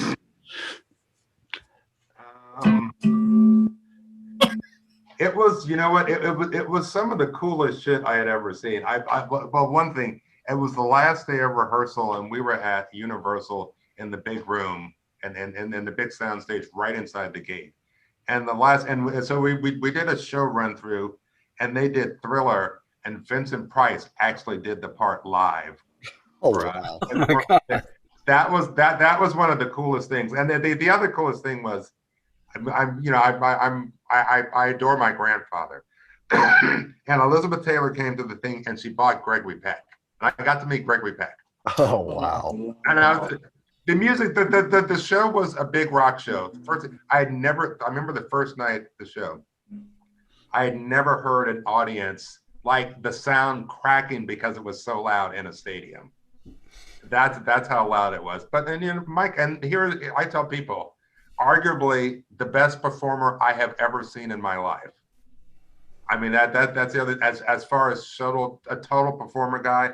And there were days when I knew he just wanted to get. I mean, you could tell he just wanted to get through the show. And then there was one day that we and like with Zappa, Harry was a great sound man. We had this guy Kevin Elson, who I think he was Journey's sound man. But Michael would walk around the stadium up in the upper rafters, and this one sound check, and the whole band would take turns. Like all the singers would take turns, singing the songs, and they would just sing the shit out of the songs. And and Michael's walking around, and he never came down to the stage for sound check. And that night, he sang every song like the people sang it, and then put some more shit on them while looking at them. That's funny. That was, and I was like, damn. And it was, but you know what? It was fun. Greg Gaines, Ricky Lawson playing drums. Oh wow. The greatest singers. I mean, Sheryl Crow was in tow, wasn't she? Yeah, Cheryl. Yeah, that's a whole. And Cheryl's a great girl, and she was real cool. But as far as the musicians that played, it was, they were the greatest. Ricky Lawson and Greg Gaines were just like the top of the top kind of be. So to be in the presence of those guys and musicality of that, and then. The show was, Michael really wanted to have a really cool show. I mean, that was it. Mm-hmm. And that was it. And he gave everybody, the latitude to like, look, this is it. Here's my body of work, and you guys play it and do it. And it was real interesting. Yeah. What was your favorite tune live? Human Nature. Oh yeah, that's awesome. Yeah. I don't know why. It was just like when the one the Toto guys wrote. Yeah. But what's his name? David Page wrote that one. Yeah, great. Yeah. And I mean, for me, they would play that one. And well, the funny thing, though, here's a very quick story. During rehearsal, they would rehearse it, and Michael would. I think it was the second version where we went to a bigger sound stage, and we had like the sound, the front of the house and the monitors set up in there, and no lights. And Micah would come in and wouldn't sing anything, but he would just go to these little spots and do all this weird shit. And this is like a couple weeks after we had started, and I had just met him. And Micah would just go to this section he would just run around and do this shit. And then when we finally got to the final stage where you saw the whole show, everything was a lighting cue. So and it was all doing Human Nature. So he would snap his finger, and the whole place would just turn like stars would fall down from the sky, kind of shit. That was I mean, stuff like that, but it was it was fun. Yeah, that's amazing. And how about a quick and the other thing, and then I went to work with Frank, and I've worked with a lot of people. Musically, it was the best tour I have, like actually the kind of music that I like listening to. It was musically one of the best tours I've ever been on. Great. You got one more Frank story to share with us, Merle? I was one of the few people that Gail liked. I don't know why. Plus, with the exception, because I hadn't seen Gail in years, and when the movie came out, it was in the film. It was going around at film festivals, and she came to San Rafael, and I ran a club like right down the street from where the film festival was, and in the gear book, I had mentioned something, and someone asked me about the espresso machine, and it was the bane of my freaking existence of doing this coffee machine. And because the person that didn't drink coffee had to make Frank's espresso every night. And it was and it got to be a joke. So when the show would start, when people saw me walk out there and put a coffee cup in the ashtray on the stool. They knew the show was going to start within minutes because it was hot. And then there was something about when the guy was doing the book on, I think Mick was doing the book on the gear, and I was like, I used to have this purple fucking road case with the espresso machine on it, with the espresso machine that had to travel with me, and I had to figure out water and make it work and all this other shit every night. And then Gail, I'd seen Gail years, and Gail looked at me and she says, I gave Frank that for Christmas one year. She was like, that was the only bad thing you said. I loved everything you said. And she just looked at me and she says, that was a gift from me to Frank. Well, it was But it was in a beautiful road case too, with blue velvet. Yeah, it was a little. Yeah, I remember. It was a little purple case, just for the espresso machine. That's wild. But I was telling Bob, I had 40 cases on the road. I was the guy that had 40 cases to deal with. Oh my God! Wow. With all my gear, so I was a third of the truck myself. Well, 4 stringed instrument players and all the attendant gear. It's crazy. So, Thomas, what random Frank story you could share with us? Anything pop in your head? Well, I mean, it's not, that's sort of on a sad note, I would say that, but still it was, for me, it's forever, burnt in here. So when I started the first tour, right, with Frank Zappa, I mean, real time rock and roll, he had a semi-truck full, his own sound, his own lights. So, for me, this was all brand new. I remember the first gig was in Phoenix, I think so. And, that semi-truck I saw in Austria, they don't have these 18-wheelers, or maybe by now they do. But so I thought, fuck, when is this going to be empty? And the thing with Frank, has to be said, that in my days, everybody was doing sort of everything, meaning everybody got up when the truck pulled in and helped on the lights to carry lights first, obviously carrying the trusses, the mat, getting the gear up, lifting and running cables. So you learn, right? The Morley, I was the Mali, the stage flooring, that was my job there also. And then, with the sound came in, so everybody was helping. So first show, I made it through that, and I, just, what can I say? Elated, fantastic. The next day was in Las Vegas at the original Aladdin, which no longer exists. So for me, first time in Vegas on top of it, and then, oh my God, wow. So great, totally overwhelmed. The third show was in Tucson, and the production manager comes out in the morning because everybody, got up and helped, and says, well, I'm sorry to be the bearer of bad news, but our tour manager, he's no longer with us. It's not funny when I say it, but he killed himself last night. And Patrick O'Hearn found him in the bathtub. He took the money from Vegas and lost it, played it. Oh, so I thought, fuck, wait a minute, what? What's going on here? But so, yeah, that was okay. Welcome to big time rock or whatever, that was a pretty radical experience, and they got a guy the next day. And Frank said, well, you should have just stayed on and paid it back. I guess in those days it was about 20 grand, for a show. Not that much. And a lot of money then, obviously. Yeah. Mm-hmm. But so that was.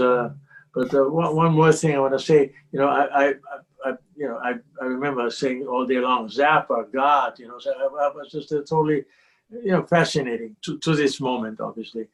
And I would say to Frank after the show, hey, Frank, that was an awesome show. And Frank goes, we sure fooled them. Type Frank said. But yeah, what an experience! Best thing in my life, obviously. I wouldn't be talking to you now, or wouldn't be here without Frank. And I guess that goes almost with everybody involved here. Sure, you betcha. Frank, and again, the body of work, the quality, the content, unmatched. And who has Ringo Starr portray yourself in a movie? I mean, just right next to that. I remember Ringo came by the house a few times when I was there. He lived close by, and what can I say? Yeah, Mike Keneally. Yes, genius at large is what I always say. You're too kind, Rob. Hey, Bob, you got one more quick Frank story? I have a few, but I'll pick one. When I the first time I went up to the house to meet him, I went to the door, and he expected me. I drove up from I don't know, I guess I was in Long Beach, and I drove up to Woodrow Wilson, or where the house was, and I knocked on the door. And when you came up to his house, the front of his house was a green jailhouse door. Yeah. And you buzzed. There was a little buzzer there, and you stood there, and there was a camera looking at you. And so I went up to the door, and I was certainly nervous about meeting my hero, but I just went for it and buzzing the gate. All of a sudden, I hear this incessant barking, and that was me meeting Doggus for the first time. Doggus, yes. Doggus had a ferocious bark, but he was absolutely the sweetest dog you've ever met in your entire life. What kind of dog was he? He was a mutt, but he had some German Shepherd in him. German Shepherd type, yeah, yes. He had deep bark, and he was barking up a storm. And then Frank pops out the door right there by the shop, and he opened up and he goes, Doggus, calm down. I don't know. The last time he only barks at Christians. He said the last guy he barked at was Bob Dylan. I consider myself in good company. And then, of course, Doggus's tail was wagging for 5 years after that. I love Doggus. And then the cat that's on the LSO2 record cover, his name was Marsh Moth. This beautiful black cat. Frank loved animals, and he had a lot of animals in the house. He just loved animals. In fact, and I said, God, you have such great animals here. And that cat used to jump up on my shoulder and go back and forth, just like it was on the cover of LSO2. Mm-hmm. So, but I was sitting in Frank's chair, so Marsh Moth figured whoever was in that chair was to be walked upon. Fair game, that was the first cat I ever really had a connection to, and cats now. So very cool. Well, Mike, how about one more from you, and we'll wrap it up. When you mentioned that, I was trying to run potential candidates of stories to tell. I have a hard time remembering stuff for some reason. I think because my mind was constantly blown the whole time. Sure. But I remember just his ability to like come up with a turn of phrase that would capture a feeling, and that nobody else would describe it in quite that way, but it would be the perfect thing to say. And I remember I felt very fortunate after the touring was done that I was invited to come to the house pretty frequently to hear him working on the albums in progress of the recordings from the tour. And also, he was working on so much stuff, and he just kind of wanted to part of his process was watching other people listen to his stuff. So he would play me stuff from Civilization Phase 3 that he was working on, or, Playground Psychotics, all the albums that he was compiling. But this one night he said, "Oh, hey, Dweezil's going to be playing with the house band on Arsenio Hall tonight. So instead of just sitting here listening to music, do you mind if we watch TV for a while?" And I'm like, "No, that's fine."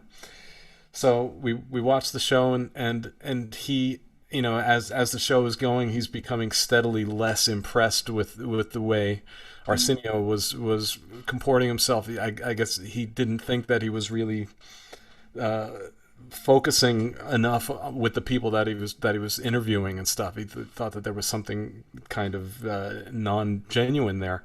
And at one point he was interviewing Billy D. Williams, and in the course of Billy D. Williams telling a story, he mentioned like 2 or 3 times during this story that he was like 4 years old. He's like, "Yeah, I was when I was 4 years old, I did this," and then a minute later he mentions, "Yeah, I was 4 when that happened," and Arsenio goes like, yeah, how old were you when this happened?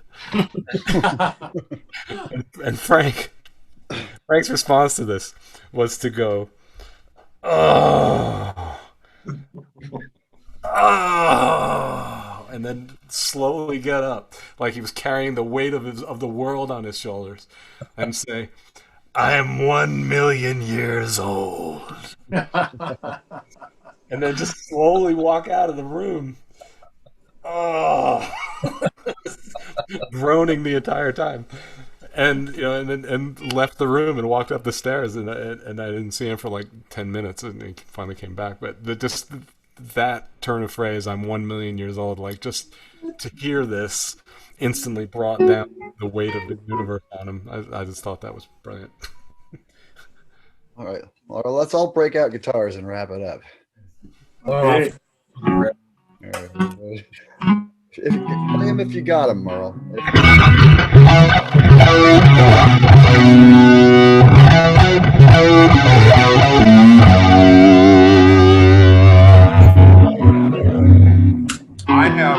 I have one thing I found. It used to this set on top of the amps for every single show, and I don't know where it came from. Oh man, that's pretty cool. But Wow. this hey Bob, do you know where this came from? I don't know. This was in a drawer in the workbox, and I just put this on. This managed to make it on every show. That's fantastic. Excellent. Nice jazz Well, box there, Bob. Well, I have to fit this in as though it's totally inappropriate, but hey, I'm 75, so okay. I remember as I was nightly overwhelmed with anyway, Frank Zappa, right? So on stage were things throwing on you. Remember the big quilt and all that stuff and the underwear. So one night, a huge, which I've never seen before, anything like that. I was naive. A huge male private part came up that would stand on the two balls right there, and I was so impressed. And I said to Frank, "Well, look, that's the Night Stalker." He said, "Yeah, well." So I put it on stage for quite a few shows. He was sitting on his amp, like dangling. So anyway, so he didn't object. The Night Stalker. Bob, in '88, you were underwear roadie as well, right? Didn't you have to handle all the underwear that was being thrown on the stage during the? I packed it up at the end of the night, and I put it out on laundry. Yeah, we strung laundry line all over the stage. Yeah, I had a line right above my station that had bras dangling off of it. And then somehow we had a double at and I think it was outside of Detroit. Yeah, it was outside of Detroit. And the local hands stole all the underwear. So did you guys get an eyeful when they were taking those off? Like occasionally you look out there and it'd be just kind of like, I never saw the transaction. I was distracted. Not unusual at rock shows. Sometimes it just happens, All righty. The Synclavier guy. Well, I guess we better wrap it up. Gentlemen, thank you so much for coming over and reminiscing tonight. I really enjoyed it. I will be back Friday afternoon with Roger Joseph Manning Jr. Bush.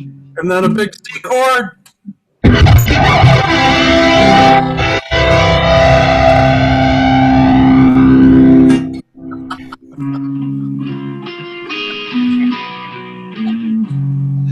All right, you guys, stay safe, take care, and come back again anytime. Thanks. All right, we'll see you. Good night. Thank you.